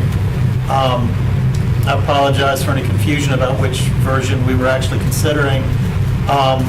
are there, Dr. Crane's judgment based on body language, out there, are there any other sections other than this one section that board members had a question, or are we fine incorporating those other changes as recommended? I know if there's some discussion here, I want to reserve time for that, but I wanted to check to see if there were any others that stood out to you. All right, well then let's talk about this one. Vice Chair Swanson. Thank you, Chair. Yeah, thank you, Dr. Crane. That piece under the elementary and middle school gives me pause because what we just heard from our elementary and middle school principals, this policy circumvents what they're doing and what's working in their buildings. So I would recommend, I would recommend not putting that under middle school and elementary school. And if the law says it, I think based on what I've heard, I would prefer that would be a little bit more, you have those restrictions for those 2 grade levels. High school, I have no problem with the language that was there. I stated that the policy should look different at all 3 grade levels, and based on what we've heard from the principals, it supports and the data supports that as well. But that's the only piece that, as it's currently written, I can agree with. And yeah, outside of that. Thank you, Vice Chair Swanson. Thoughts or reaction from the rest of the board? What are your thoughts on that, Ms. Mahaffey? I actually asked Mr. Malone that same question of, are we allowed to be more restrictive than the law? And so I'm going to leave it to you, Rod. So, I mean, if one version passes as it's currently drafted, you will need some version of that language in your policy at some point. But until it passes, you're free to take that out. But you will need language similar to that language if either version or some compromised version passes, because that language appears in both. And that's why he's including it. Now, it does say consistent with the school-wide policy, but... Let's focus in on that. Say what you said again, with the consistent with a school-wide policy regarding instructional use. Is that in the state legislation as opposed to a district-wide policy? Correct. Because that was the issue about consistency board members have raised. Yeah, that's... I've got both versions here, both versions as well. And the language is pretty much identical in both versions. Okay. So it would seem to me that if the language requires us to have a school-wide policy, the district could, as a district-wide policy, have a district-wide policy saying what the school-wide policy could be.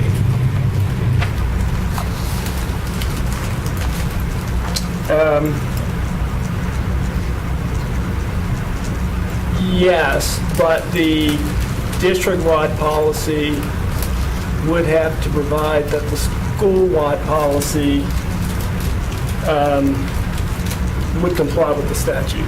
That's what I'm saying, though, that it says you have everything before consistent with a school-wide policy regarding such instructional use.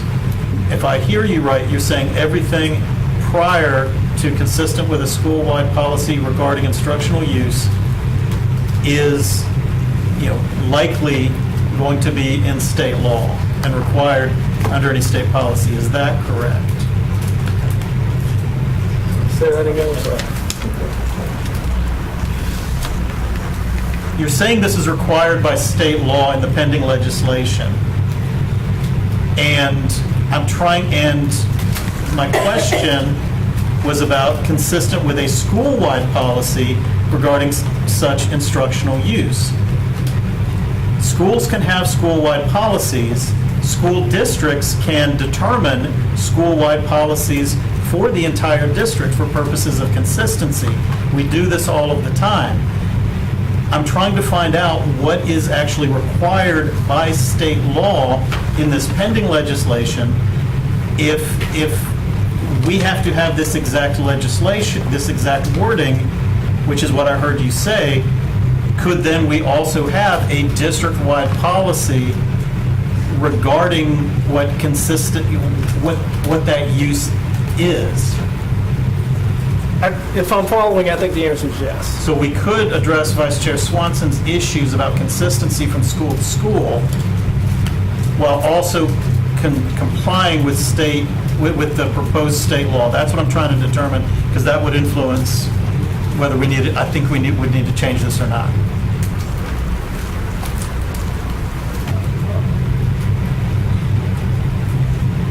And then after this, we'll go to Ms. Mahaffey and then Ms. Caulfield. I just have a friendly suggestion, since there is no budget passed and they're still in conference. Would it be appropriate for us to keep B struck in this section as we had passed this policy and work with our lobbyists and work with our WAKE delegation to share that we would appreciate if a K-8 exemption would come that would better reflect our policy? And then we can always put it back in when needed and have this conversation so that we're not trying to interpret on the fly. I know that's not ideal. Ideally, we would be solid and consistent, but I know that we have a vote in an hour on this. I appreciate the suggestion, and I appreciate the spirit with it it's offered. I need to think about it. Other board members might agree. I'm just giving my Yeah, personal no, opinion. I know it's all very quick. All right. Ms. Caulfield? So if they do change something in the law and the way that they word it, doesn't that give us the minimum and the baseline, and we can take it further? That's what So I would assumed. prefer to keep that in there because it's specifically saying what we expect as a school district, which is basically above and beyond what their minimum is, right? Well, no. I mean, I guess what I'm saying is that we could keep that language, which is the minimum, but then as a district, we have a district-wide policy that applies as the school-wide policy, so you don't have a difference, like in each of your elementary schools, so they can each have different policies from school to school, right? That we would, in Wake County, we would be consistent from school to school, which is one of the things we all talked about, and it seemed like we all agreed on. And I think we can do that without violating, what they're saying the legislation would say. I just need to validate that in case I'm wrong. I don't want to give you bad advice. Yeah, because it seems like then you're really kind of counterproductive with your policy if that's what you're trying to get everybody to do, and you're leaving it back to the schools, which is more inconsistent. That's what I'm saying. I mean, I certainly think that this is not the law today. So to the extent you want to adopt it without that language today, that's perfectly fine. And if the statute passes and this language is still in it, then you can address it at that point. If that's easier for you to do. I mean, that may be simplest. I guess, but I guess it sounds like you're not prepared to answer the question that I have, and it's completely okay because I understand the time limits. This is the first time that we're asking.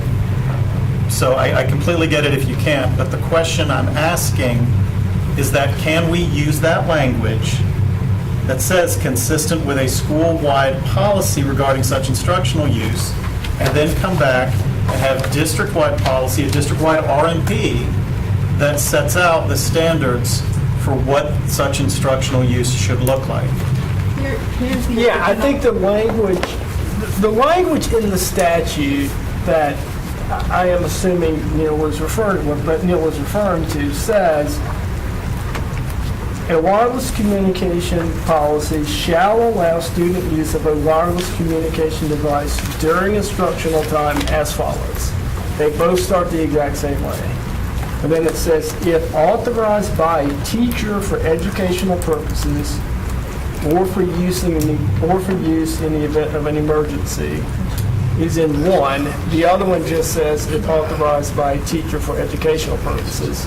And then the second sentence in both says, the governing body, which would be the Board of Education, may establish parameters to be followed by a teacher in granting the authorizations. Well, then that sounds like it absolutely does grant the district the ability to have a district-wide policy. That's how I read this. Yeah. Okay. Mr. Swanson, how does that sound like we could amend that to say district-wide policy? Would that address your concern, or do you still object to the rest of the language in B as written?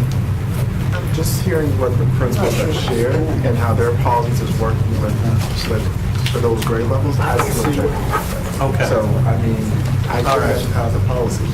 So so are we prepared to adopt all of the other changes other than B, and then we can consider B as an amendment, as a vote? We'll just take a vote on in the boardroom. Ms. Regis? I mean, I have just one thing, and we've already passed it. But it's the additional one that I see that you guys added, schools may develop additional restrictions. To me, that language just seems like we're getting ready to create another 199 islands again versus let the district-wide policy be the district-wide policy. Let's find that. It's in A, I'm sorry. Well, no, because what they have, it might be different than what you have, Okay. because there were some additional changes that were recommended by the attorney.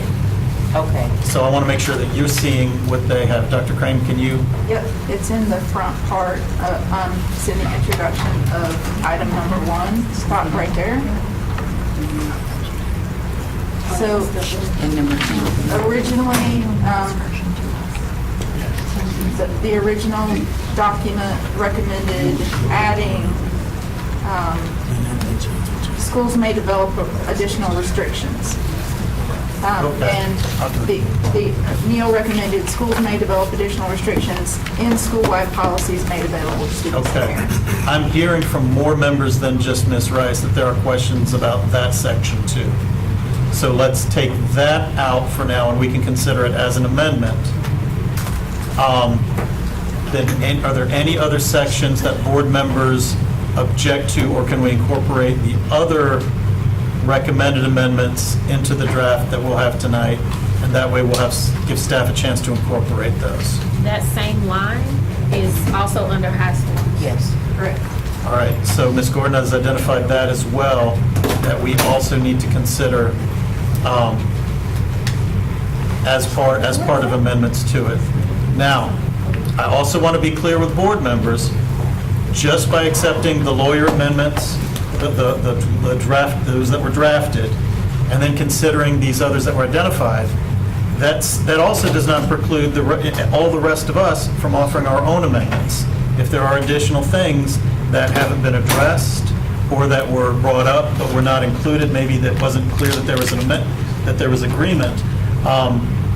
There were things that I'd identified in the last draft that we don't have time to address here now that we've exceeded our work session time, but that I'll bring as a floor amendment, and if you also have additional items that should be considered there, we'll consider those as well. So I don't want anyone to think it's all or nothing, that what we have here tonight is, this is the final version, and we're only going to hear those other amendments. We will vote tonight, but if you have other concerns, we will be here till we get this right. Okay? All right. Dr. Robinson. Board Chair, just so you're aware, I'm getting ready to share this document so everybody has it. So I'm going to send it via email right now, so you have the opportunity to look over it as you continue to do the work and the conversation moving forward. All right. Thank you. I have highlighted in yellow both of the statements about impose additional restrictions, and I've highlighted in orange the letter B in the elementary school section. Is this the version that you would like for me to upload? Ask Jim if he would kindly upload that to be considered in the material. There won't be a clean copy because clearly these are the time constraints still being considered. Well, actually, I have a clean copy ready, so I can do that and just highlight these two sections. Is it more clear to everyone if we just keep it in the same format that we've looked at? Okay, let's do that. Thank you, Dr. Just keep Crane. it in this format. Okay. All right. All right. So we are at 5:45. We have delayed the start of our general meeting. I would like to end the work session at this time and then have us go into our full meeting unless there is any other issue for work session regarding a policy we need to talk about now, knowing we still will have the opportunity to amend the policy in our general meeting. Okay? All right. All right. Excellent. All right, then I will call this session of our work session adjourned.